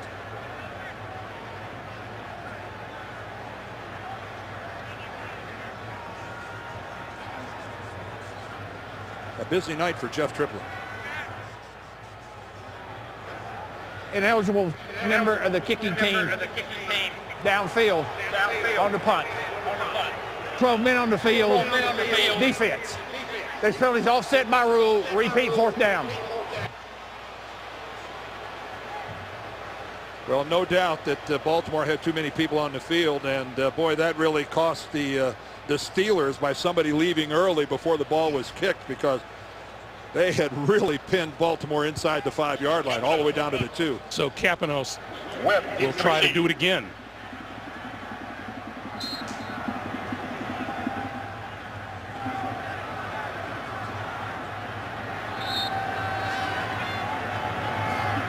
Once again, Webb deep inside of his own 10.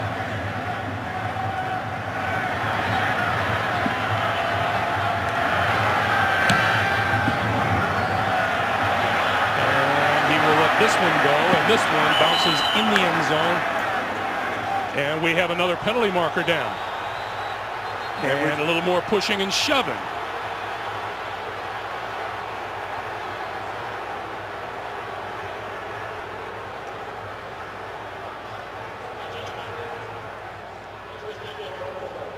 But the penalty marker is back upfield at about the 43-yard line.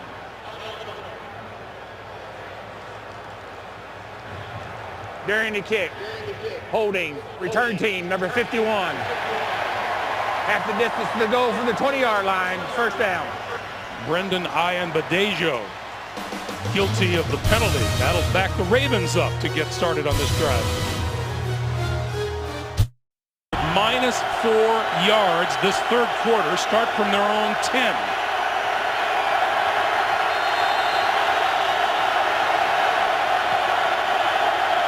Willis McGahee in the backfield.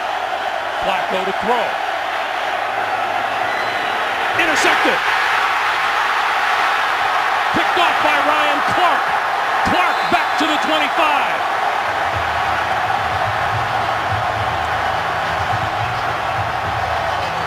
Another one of those turnovers.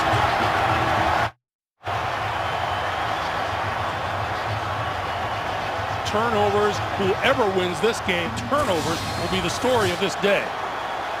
Joe Flacco off the play action, trying to get it to Todd Heap, who's bracketed short, bracketed deep, and on an overthrow it sails right to Ryan Clark. But that was double coverage, not Joe's best decision to try to get it to Heap. Roethlisberger from the 25. In a screen from Mendenhall. 20, 15. And brought down at about the 12-yard line. It'll be a first down for the Steelers. Nice block out front of this screen by Marquise Pouncey. The rookie, the all-rookie center for the Steelers.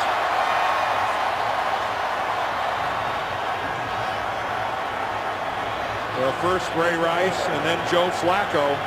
2 turnovers in their own territory. Take a look at that guy right there. He is special. 53. The guy snapping the ball.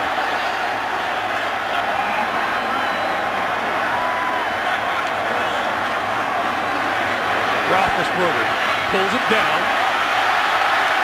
and is pulled down from behind at the 10-yard line. Brought down at the 10. Making the play, Terrell Suggs. By Suggs. What did Ray Lewis say? Second down and 8. Ben sometimes plays schoolyard football. He will run around until he finds somebody open. He will do that, but you know, you'd think that little quarterback clock that goes off in a quarterback's brain would know Suggs has got to be closing from somewhere, because he is. On every snap, he is closing. Pittsburgh has made red zone trips count tonight. Here's Suggs at the bottom, lined up on Jonathan Scott. Little flip inside the 10 to the 8-yard line is Heath Miller. And Chris Carr making the stop. You know, Chris Carr is playing a really good football game today. You know, he was a question mark as to whether or not he was even going to be able to go. He's got a hamstring that was really limited his practice, and John Harbaugh told us, man, I sure hope he can go, because he knows the routes the Steelers run better than anybody we have except Ed Reed, and we need him out there. Well, he's not only played, but he's played really well. An anxious Joe Flacco looking on from the Baltimore sideline. And we get a timeout called by Roethlisberger as time was winding down on the play clock. 30-second timeout. So Pittsburgh uses its first timeout here in the second half. And what we saw, at least in the initial lineup, was that Pittsburgh and Roethlisberger are going to spread the field with 5 receivers. Well, now you got to wonder, though, that they've already shown that to the Ravens, that they won't try to maybe change formations and do something different. You don't want to give your opponent 120 seconds to realize what it is you're going to do. So this is a little chess game right now going on between Bruce Arians, the Steelers offensive coordinator, and Greg Madison, the DC for the Ravens. But turnovers have been the story here in the second half, just like they were in the first half. How about Anquan Bolden? One catch for -2 yards on the day. As Roethlisberger spreads the field. 3rd and 6.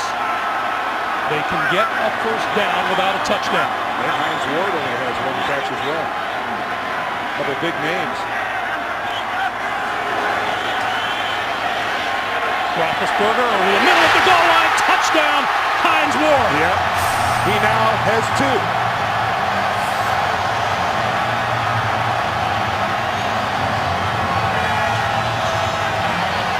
Imagine Ben Roethlisberger in the middle of the field in traffic trying to go to Hines Ward.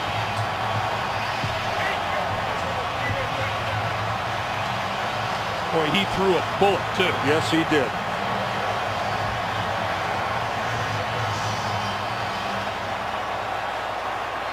Well, he had him in the slot working at just a short little pattern right at the goal line. Well done.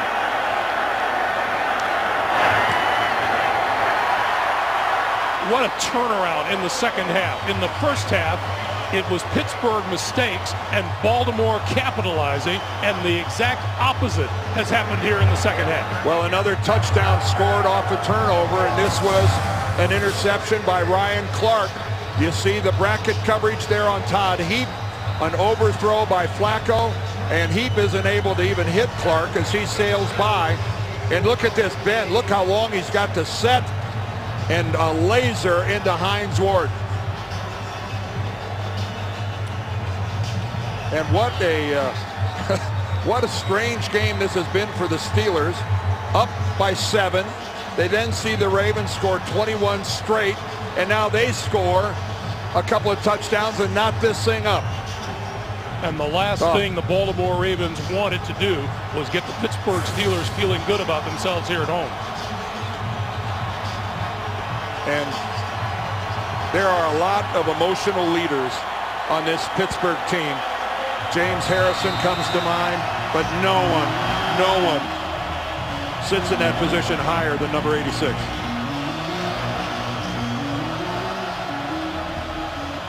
Jalen Parmalee is deep. From the 6. And hit just as he crossed the 20-yard line by Larry Foote. Well, there's still a minute and 15 left here in the third quarter, but we've had a lot of action going on to this point. This is Ray Rice, the first Baltimore turnover, and right away Roethlisberger throws a touchdown pass to Heath Miller. Then the interception thrown by Joe Flacco to Ryan Clark. And then another passing touchdown to Roethlisberger to Hines Ward. And what an emotional swing for these two teams. Ray Rice back into the backfield. Baltimore does not have 100 yards of offense yet. They are still -4 this quarter. And Flacco just has to throw the ball into the ground. No one was breaking open. And we have played nearly 3/4 of football, and the Baltimore Ravens have 94 total yards of offense. That is woeful. Yeah, take a look at that. Some productive quarter.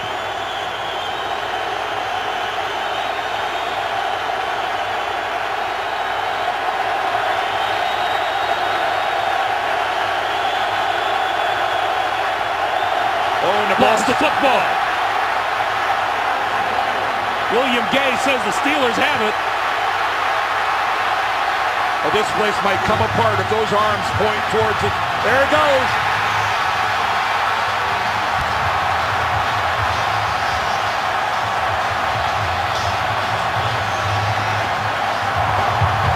I'm not sure if Joe Flacco was ready for the snap.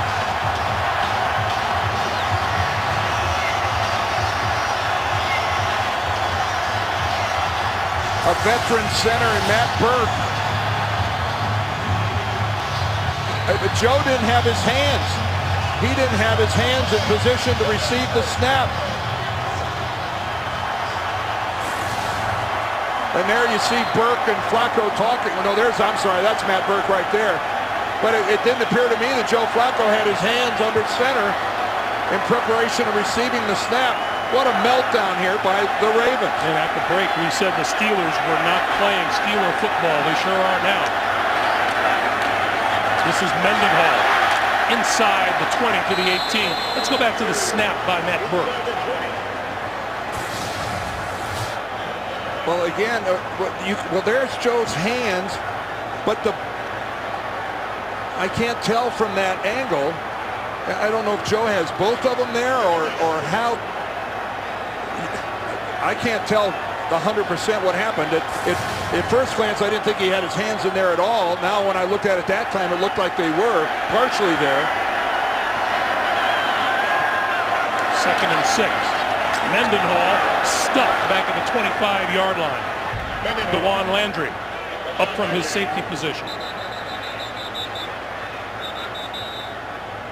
And we have a player down, and that is Jonathan Scott, the left tackle. Oh, well, this is reaching a crisis mode now for the Steelers at the offensive tackle position. Flozell Adams is already out, replaced by Essex. Flozell Adams and Jonathan Scott were subs for the original starters at the beginning of this season. And that is Doug Legursky, the only offensive lineman they've got left.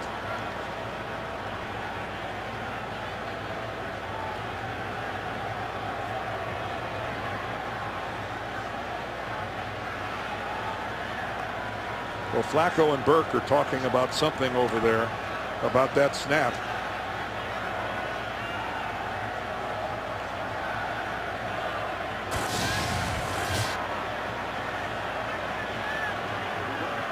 Looks like he's got two hands down there, but Burke hits himself in the back of the left thigh.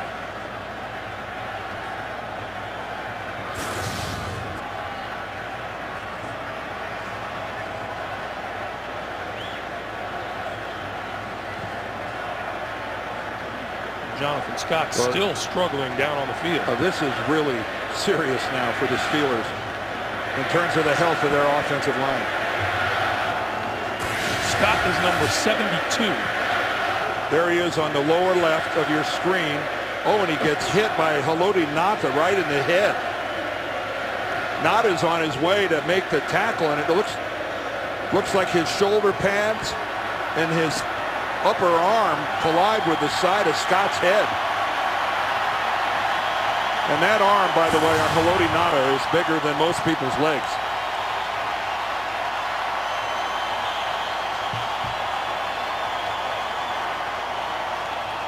So Scott is going to walk off. There are a couple of other linemen on the active roster, but they didn't dress tonight for this game. Chris Scott, the rookie out of Tennessee, and Tony Hill, the third-year lineman out of Texas. And they are going to let the clock wind down here in the third quarter, it would appear. Well, the Steelers have started. Yep, they're going to wind the clock here, and they're going to let the third quarter expire. So as we change ends, we come to the end of 3. And the Steelers and the Ravens are tied at 21. Back after this message and a word from your local station. This is the NFL on CBS.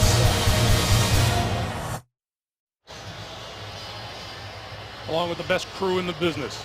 Headed up by our producer, Mark Wolf, our director, Bob Fishman, Greg Gumbel, Dan Deerdorf back at Heinz Field in Pittsburgh as we start the fourth quarter. Flozell Adams took a couple of steps onto the field a few moments ago, and then Mike Tomlin walked out and brought him back. We told you earlier that Flozell left the game with an illness. That's the extent to which the Steelers are saying anything about what's wrong with Flozell, but certainly something is wrong with him to the point where he tried to go in, and then Mike Tomlin brought him back out. But we are down to crisis mode for offensive linemen for Pittsburgh. 3rd and 11. Doug Legursky in at right tackle for the Steelers. Quick pass to the sideline. Complete to Antonio Brown, and Brown comes up just short of first down yardage. Yeah, the adjustment the Steelers made there when they brought in Legursky. Trey Essex, who was playing right tackle in place of Flozell, moved over to the critical left tackle spot. And on 4th and 1, they're lining up for it. And now Legursky Looks like Ramon Foster is out at right tackle.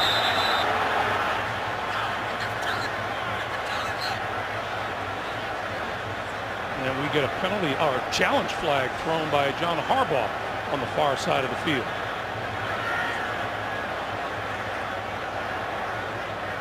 I think John Harbaugh thought that they had ruled There it a is first no down. challenge on the play, as the ruling is a fourth down.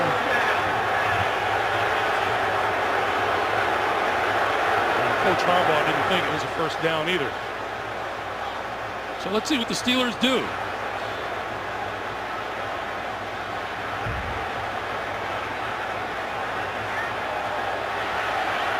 So they're going to line up in a hurry right here.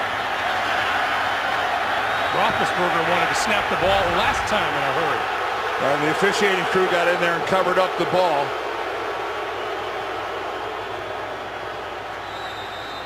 So now they will wind the clock. No one jumps. Roethlisberger not getting anyone to jump. Still not getting one to jump, and now he's going to try to sneak. And he gets it. Yeah. With about second or third or fourth effort. Well, that was pretty crafty by the Steelers, because after those two initial fakes, you're thinking, well, this is nothing more than a ploy to draw them off sides, and we'll go ahead and kick the field goal. That was pretty darn smart and crafty and risky. Nobody ever said Mike Tomlin isn't a head coach who's going to take chances. And this is just being a big, strong guy who keeps digging. And that's what Roethlisberger did. His offensive line kept fighting. 8 first downs for Pittsburgh in this half to none for Baltimore. Roethlisberger, end zone incomplete. Hines Ward, the intended receiver, covered by Josh Wilson.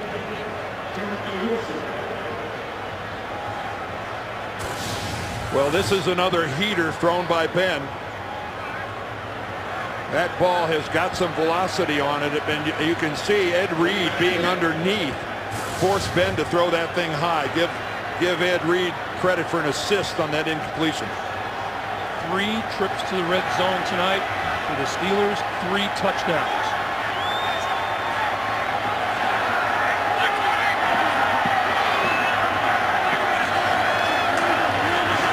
Wallace with a blocker. Tripped up at the 9 and is called down at the 8. Oh, and I think Mike Wallace would like another try at that. I think he'd like another go with that same scenario, the same defense and the same blockers out front. He's got Hines Ward out here making a block in front of him, Heath Miller, and he doesn't let Miller set up his block.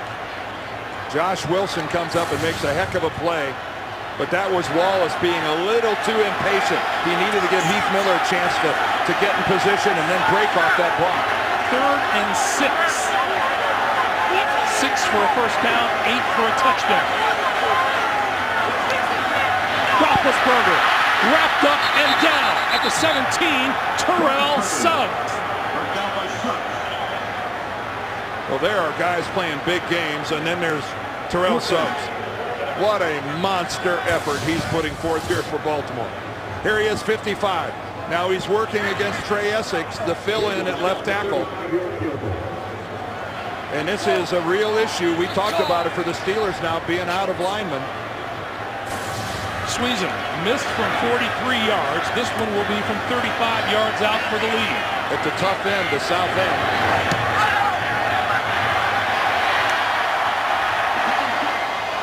For the first time since they led early at 7-0, the Steelers grab the lead, 24-21.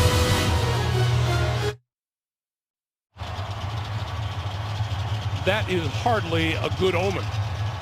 Baltimore today with just 94 total yards, and you just don't do that in the postseason and win football games. Well, and you can't spin off a third quarter like they did. One of the worst in a long time. Ladarius Webb, a couple of yards deep in his own end zone.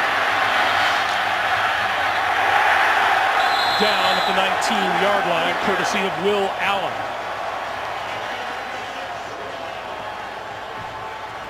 while we have a moment. Wednesday, America's most exciting new dance show is in full swing. Who will live to dance again? Find out live on a new Live to Dance Wednesday, only CBS. You live to dance, do you not, Dan? My goal in dancing is to just not fall down. Hardly a banner day so far for Joe Flacco. Well, they have more turnovers in the second half than they do first downs. Ray Rice to about the 23. 12 minutes to play in the fourth quarter. Winner moves on to the AFC Championship game against either New England or the Jets, whoever comes up the winner here on CBS tomorrow. Well, this is still just a three-point game for the Ravens. They just have to do anything here offensively, get a couple first down, anything to restore some confidence in this offensive unit that's got to be reeling right now. Play fake to Rice. Flacco over the middle. And Rice is brought down about a yard shy of a first down. Boy, did Ray cover that up after he caught it. Looks like Terrell Suggs is trying to walk something off over there on the sidelines.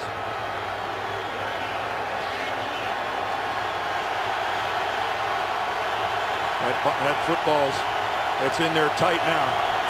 And again, you hate to see Rice with that fumble after going over 400 snaps with that one. But he just let that ball get way away from his body. 3rd and 1.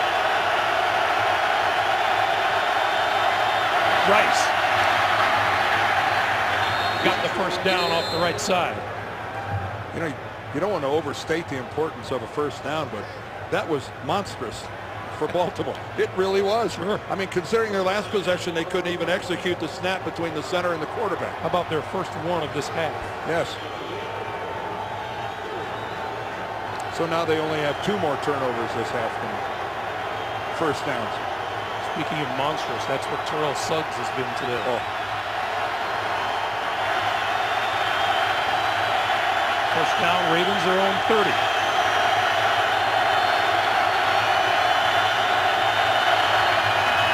Rice for a couple.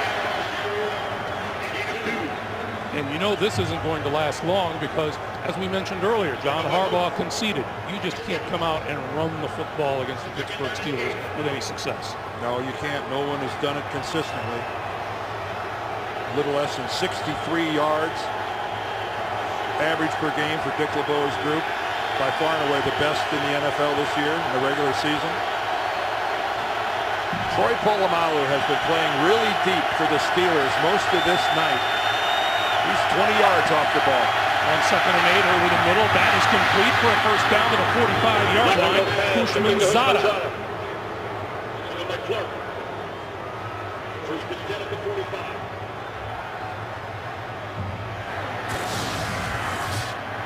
Well, let's take a look at this from the end zone. On the right is James Harrison working against Michael Orr. But that was another good conversion. Michael Orr so quick off the ball. And he gets a little help from Ben Grubbs, but they keep going at it well after the pass was completed downfield. There's Polamalu dropping deep on first down. He's about 18 yards off the ball. Rice is wrapped up by Brett Kiesel.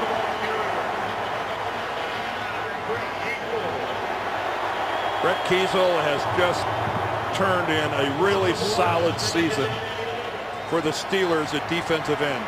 And we talked earlier about Aaron Smith being out. He has really had to hold it down on the other side. And I think he just got named as an alternate to the Pro Bowl and is going to make the trip unless, of course, the Steelers are in the Super Bowl. Lost a yard, 2nd and 11.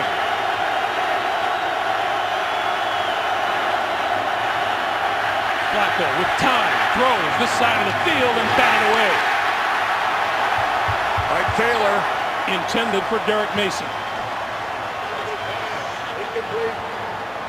That ball was in the air for a while. Well, and it gave Taylor a lot of time to close on it. Flacco trying to throw this deep out, and Ike Taylor, who was inside, had a lot of time to break on it. And he had a hold of a string or something that was coming loose from the Baltimore receiver. I'm not sure what that was he had in his hand. 3rd and 11.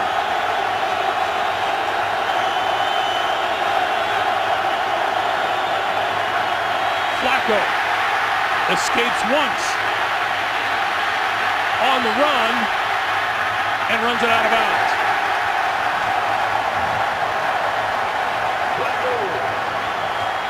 And James Harrison again involved in the pursuit of Joe Flacco. Harrison, Michael Orr, number 74. That time Harrison gets the corner, and Joe Flacco did a great job not having that ball stripped. But look at Harrison still going after him. That is all James Harrison. Look how he tomahawks for that football. And Joe Flacco, just by, I think, some pocket awareness, but a good stroke of luck, didn't have the ball out there where Harrison could hit it. And James Harrison, a little out of breath. Well, he's got to be exhausted, and he hit the ground hard. When he was trying to grab Flacco by the ankles, he extended himself, and man, you could just see him bounce off the turf. You know, we asked Michael Orr about playing Harrison, and he says you got to play him hard and strong at all times. And we kind of looked at each other and went, no kidding. Well, you know, Harrison is such a problem for these big tackles. He's listed at 6 feet. Greg, 5'11" would be my guess. So he's always going to have the leverage. And the old, you know, adage about football, low man wins. Yeah. Let's look at the end of this play. There's Harrison. Watch him extend. And he hits the ground. He just hits it kind of hard. He had his one arm out there, kind of his left arm kind of broke his fall. He looks, here's his day so far. He looks like we may see him again. Antoine Randall L is deep for the punt from Cook. Another good kick from Cook. Back to the 6-yard line. Randall L escapes one tackle. Turns the corner and gets a block and is out of bounds at about the 11 or 12-yard line. 58-yard punt by Sam Cook. We'll be back. Well, for a little bit of a change, the Baltimore defense doesn't start with their backs up against their own end zone. Turnovers have really put them in a pickle here in the second half. But now Pittsburgh starts from its own 12. 7.5 to play in regulation. Look at Ed Reed on that play. Divisional.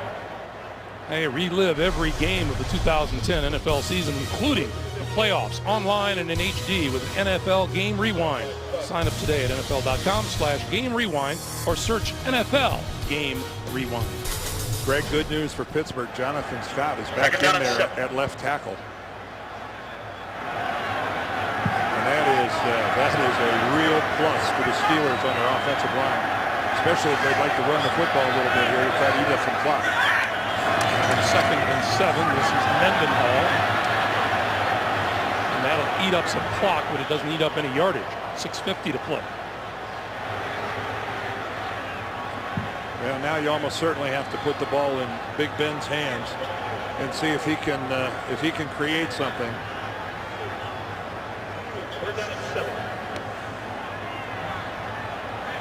A fragile lead, and you're inside your own 20-yard line.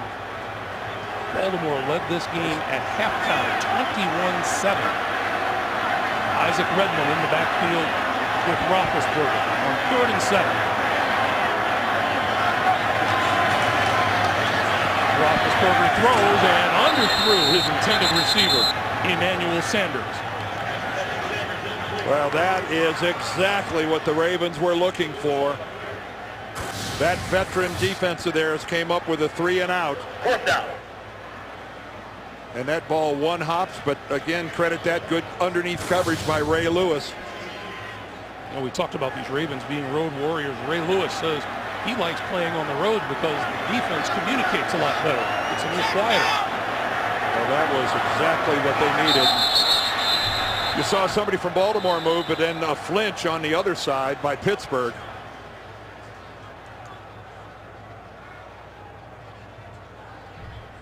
If that Baltimore guy was in the neutral zone, it'd be on them. If not, it'll be a false start on Pittsburgh.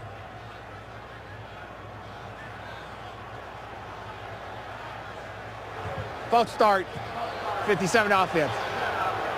5-yard penalty, still fourth down. That'll be a 5-yard flinch.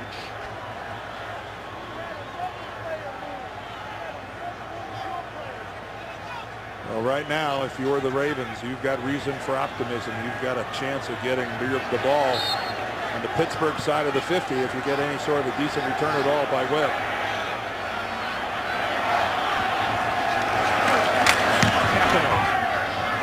Not the greatest kick. Webb. 40. 30. Ladarius Webb down the sideline to the end zone for the touchdown. There's a flag. They're going to call holding back around the 18 or 19-yard line. This almost certainly is going to come back. Marcus Smith.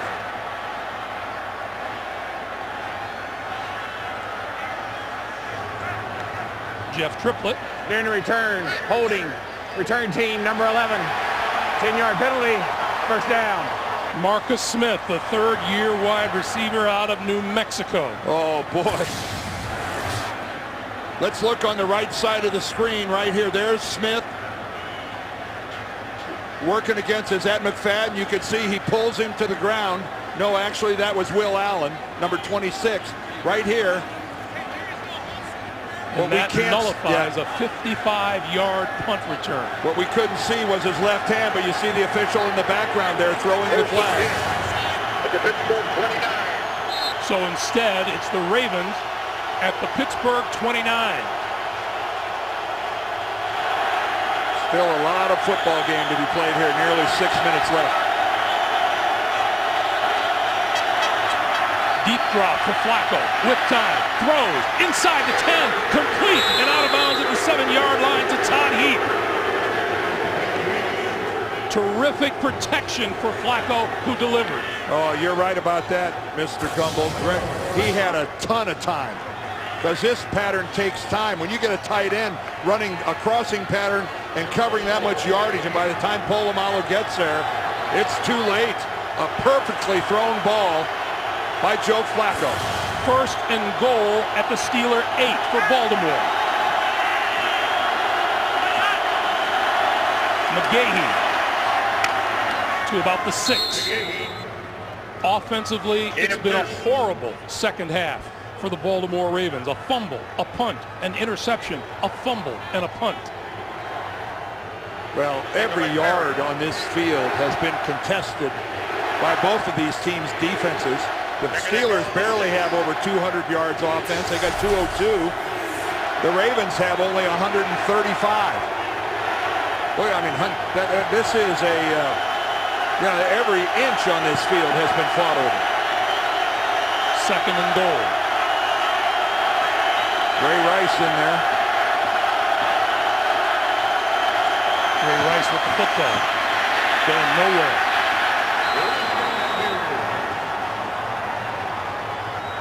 Right in the middle of that defense, Brett Kiesel and Casey Hampton. Well, Ray Lewis sitting there thinking we did our part. We got a 3 and out. Then we got a nice return. There's nothing in there at all. James Ferrier really stacked that up.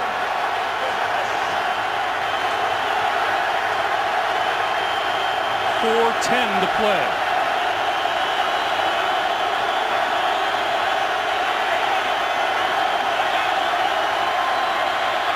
Flacco, quick pass, incomplete at the goal line. Anquan Bolden was the intended receiver. Coverage by Ferrier and Clark. Well, Anquan Bolden has really been removed from this football game. He's such a powerful guy, and there's no excuse for not catching that thing. Again, Flacco delivers a touchdown throw to Anquan Bolden, who just flat drops the ball. Pro Bowl kicker Billy Cundiff to tie the game from 24 yards.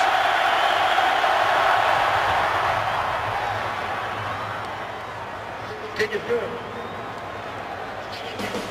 24-24, Ravens and Steelers.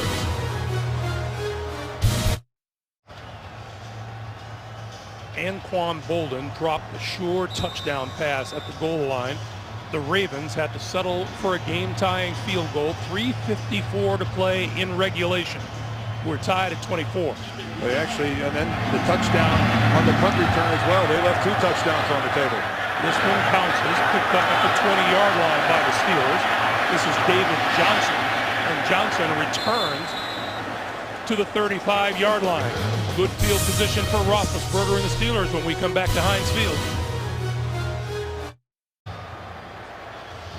Back in Pittsburgh, Will Allen, the injured Steeler, being helped off the field and to the bench, and he can't put any weight at all on that left leg. So they will look at him. Meanwhile, the Steelers will have a first down at their own 35.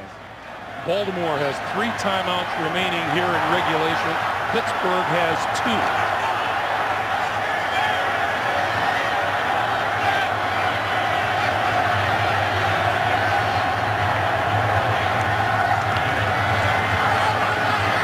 Roethlisberger shakes the tackle, throws to the sideline, incomplete. Strong as a bull. Baltimore, Pittsburgh trying to determine a trip to the AFC Championship game. They'll do the same thing in Foxborough tomorrow. The NFL on CBS puts on AFC Divisional playoff action. Mark Sanchez and the Jets against Tom Brady and the Patriots, and the excitement begins with a special playoff edition of the NFL Today. America's just not talking about that game, though.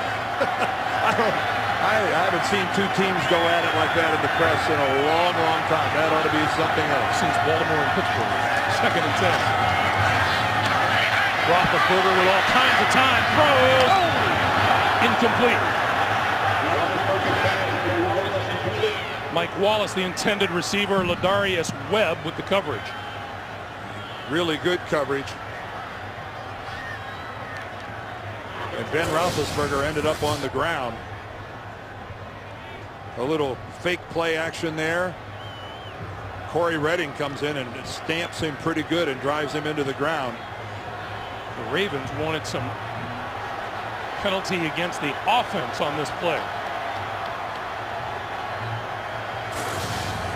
3rd and 10. Boy, and a real adjustment there by the Ravens. So Ed Reed was all the way up on the line of scrimmage. Now he's going all the way back to the deep middle. 4 straight incompletions by Roethlisberger, and he completes that one across the 45 to the 46, and a first down to Heinz Ward. And that's money. You need a completion. How about a slant pattern to Heinz Ward? And this is one of those deals that almost regardless of the coverage, if the throw is spot on, if the route is run properly, so hard to defend. Heinz Ward, Pittsburgh's all-time leader in receptions, in yardage, and in receiving touchdowns. Boy, and that ball was even a little behind Ward, and he was able to hold on to it. Under 3 minutes to play.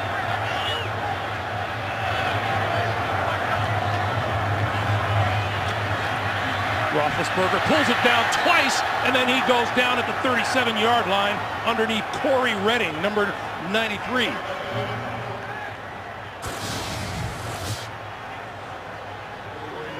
Well, this again, Ben can't find anywhere to go with the football, and he's got to be careful moving that ball around like that because somebody is going to swat it out of there. And I know what you're all thinking right now. We haven't seen an overtime game yet here in this 2010 postseason with the modification to the rule where if a field goal is kicked by the first team, the other team will get an opportunity to possess the ball and do something with it. 6 sacks of Roethlisberger here tonight. Throwing on the slant, popped up into the air, incomplete.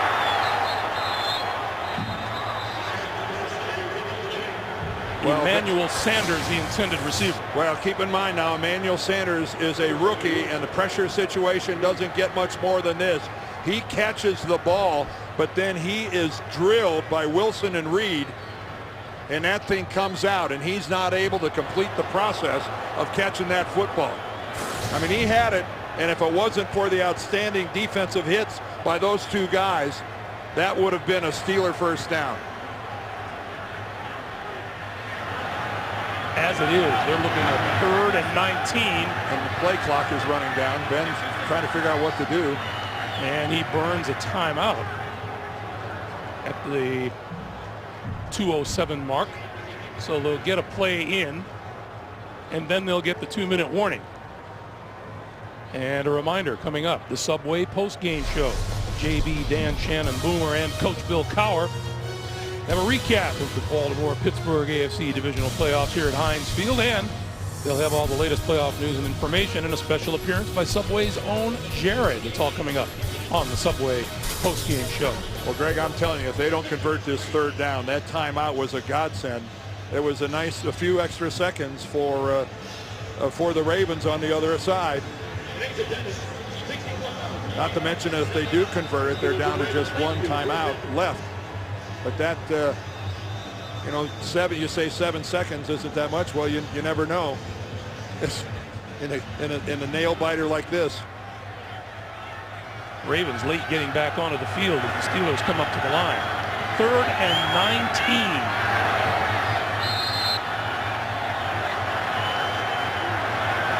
Weldy Moore in the backfield with Roethlisberger. Looks like a 3-man rush for Baltimore. That's all they're showing.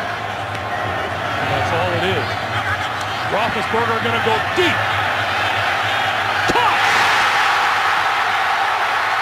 Antonio Brown out of bounds inside the 5. We have a penalty marker down. There's a flag back about the 17-yard line. But the official who threw it was waving everybody to come on down. And I don't mean like Bob Barker. Illegal contact. Defense number 43. That penalty is declined. Result of the place, 1st down. The penalty is on Haruki Nakamura. They will decline it. And the Steelers with 1st and goal with 1:58 to play, and we get the 2-minute warning. Pittsburgh in prime position to move on. That's Antonio Brown circled right there. He's working against Ladarius Webb. But with 8 guys in coverage, the question is, how do you let anybody get on top of you? And that's exactly what the Ravens did. Talk about a defensive gap. And then watch this. Look at Brown. He's got the ball up against his helmet. But that's control. He had control of the football. Yes, by pinning it up against the side of his helmet. But control is control. Little David Tyree action there. 1st and goal at the 4.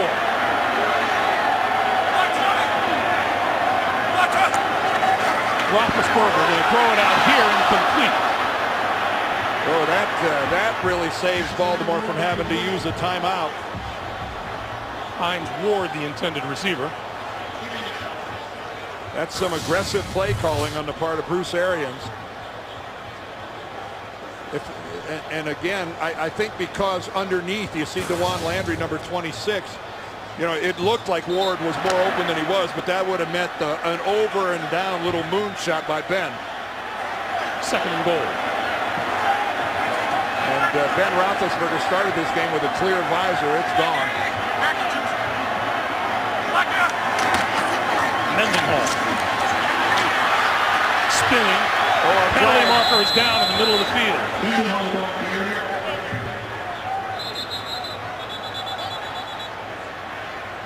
And DeJuan Landry comes up pushing and shoving against Ramon Foster.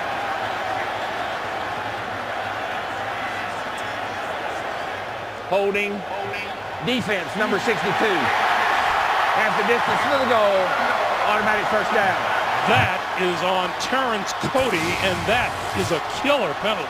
Well, how often do you see a defensive lineman getting called for holding if one of the center or the center or one of the guards is trying to go up to the 2nd level and attack a linebacker? If that defensive tackle grabs him and keeps him from doing it, and I think that's what he did. I think he grabbed Marquise Pouncey. Let's watch Pouncey trying to make a double team. Number 64 reports as an eligible receiver. Number 64 is eligible.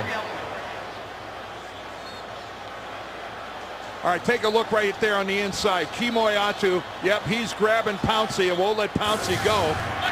Pouncey was trying to get to a linebacker. Mendenhall. Stopped at the 1.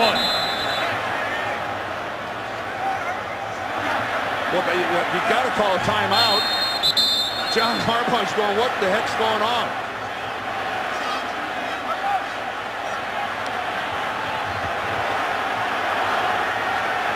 And I think as much as at his own players, Harbaugh couldn't get the attention of an official. Because he was certainly windmilling a timeout signal.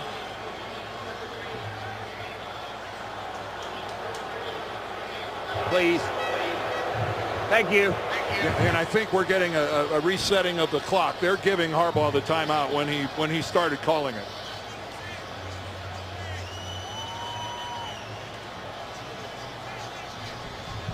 So we'll see how much time goes back on the clock while we have a moment. Once again, the Subway postgame show. JB, Dan Shannon, Boomer, Coach Cowher recapping this game. And we'll have all the latest playoff news and information. And Subway's Jared stops by the studio. Well, Baltimore still has 2 timeouts, as you see, remaining.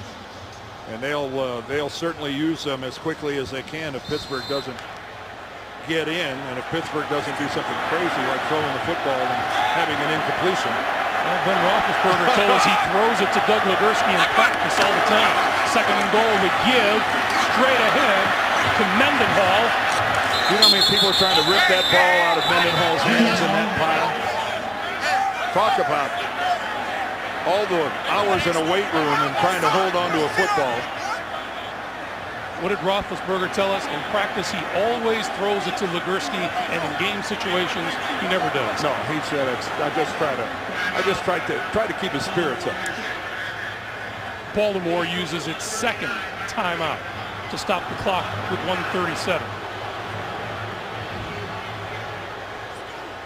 Well, right now, if I was the Pittsburgh Steelers, if I had a play that I'd had in the archives somewhere, I sure would hate to just kick a field goal and with this amount of time left give Baltimore a chance. Man, if you had the old magic elixir in there somewhere, it's time to bring it out. Well, as we've talked about, there are more than just one quarterback on this Pittsburgh team. Hines Ward, quarterback in college. Antoine Randall, quarterback at Indiana. Well, I can just tell you, with Nada and Kelly Craig, that group in the middle there's not a lot of give to be had in there as far as just hammering away at it. This season, 8 Pittsburgh red zone trips against Baltimore, 6 touchdowns, 2 field goals. Mendenhall. Touchdown! And a penalty marker flies.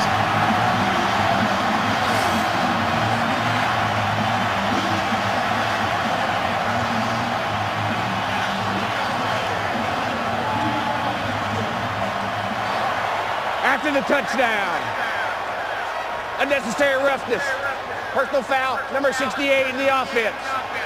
That penalty will be assessed on the kickoff. So that's going to affect the kickoff. Yeah, that sure penalty is on Chris Kimoyatu. Well, I don't know if Mendenhall got in on the second effort, the third effort, or the fourth effort. But what a tremendous piece of work by Rashard Mendenhall. He's got to come to a complete stop there, and then he just powers into the pile, and that is tremendous leg strength. And again, like he did in the first half, you saw Kimoyatu come into the pile late. This time he was flagged, the first time he wasn't. Sweezum's kick is good. A minute 33 to play. Pittsburgh enjoys its biggest lead with a minute and a half to play. Again, look at this little jump cut by Mendenhall going back to the inside. And this play is over, and there comes Kimoyatu flying into the pile. That is dumb, dumb, dumb. Because that will impact the upcoming kickoff. Well, they're going to have to kick off for back at the 15-yard line.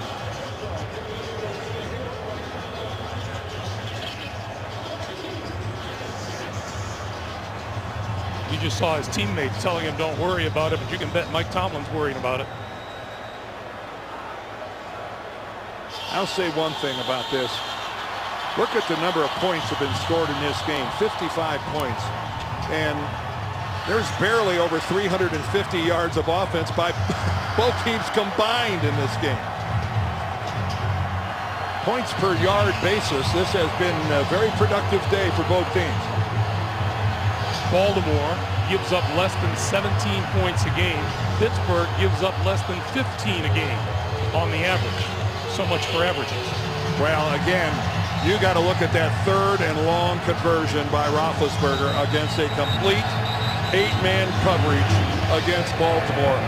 And that's just remarkable that you're able to complete a pass of that distance against that defense that was called. Each team has 1 timeout remaining.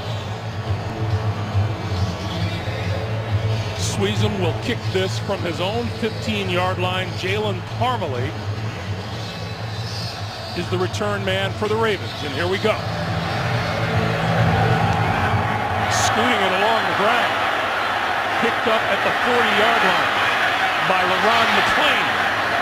And he crosses midfield and into Pittsburgh territory. Line of scrimmage will be about the 47 or 48-yard line. Well, I think that penalty Akeem Oyatu's didn't hurt. That changed everything. Boy, and LeRon McClain, look at him hobbling. He is just not going to put that left foot on the ground at all. You can see he's already taped up. Had an ankle problem earlier in the year, and man, that's not a good sign. So Flacco and company from the Pittsburgh 43, a minute 27 on the clock. 1 timeout.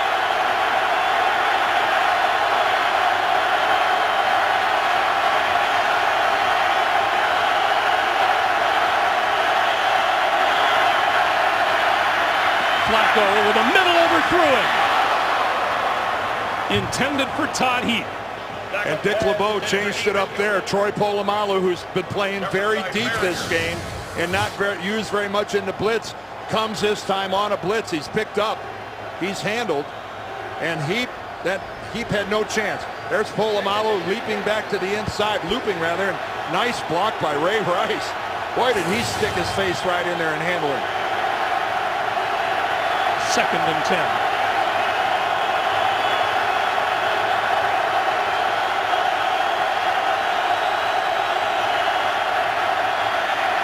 Flacco deep down the far sideline. It is incomplete.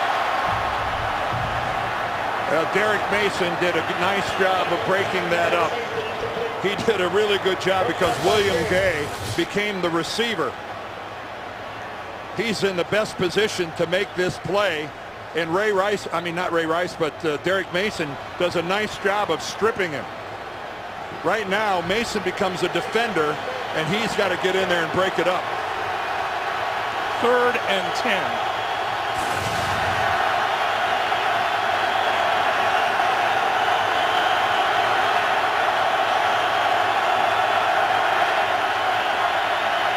Flacco under the gun and goes down. Ziggy, along with Lawrence Timmons, the 5th sack of Joe Flacco today.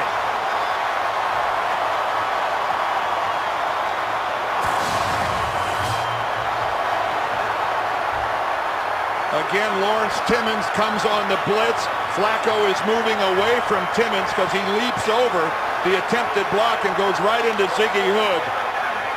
Dick LeBeau really calling a smart series here.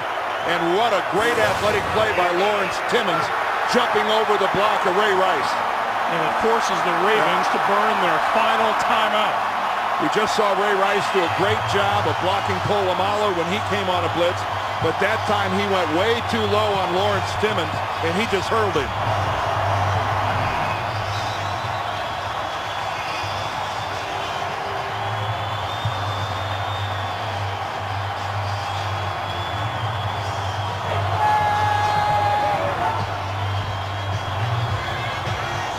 The middle of the field can be open here. It has been the last couple of plays. Flacco hasn't been able to get to it. Polamalu now 20 yards deep. 4th and 18. Flacco. Throw. Incomplete. And Houshmandzadeh had it. That was a very catchable ball. William Gay, the defender there. Oh, how frustrating for TJ Houshmandzadeh.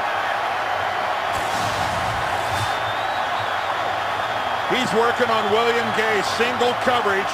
He stops, he's wide open, and the ball, he lets it get in on his body, and it bounces right off his chest. Missed opportunities by Baltimore receivers tonight. You're right, we saw Anquan Bolden drop one in the end zone on their previous possession. And the Ravens cannot stop the clock.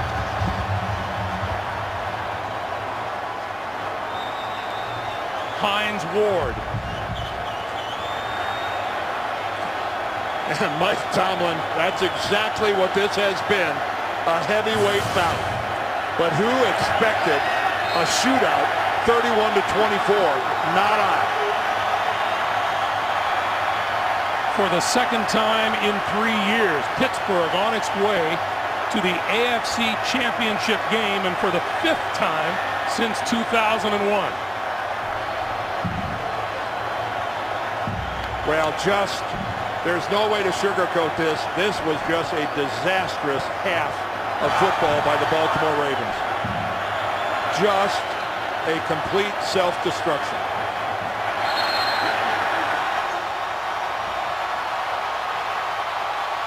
Aided by being pressed by a really good Steeler football team. The Steelers, last man standing, with time running down at Heinz Field.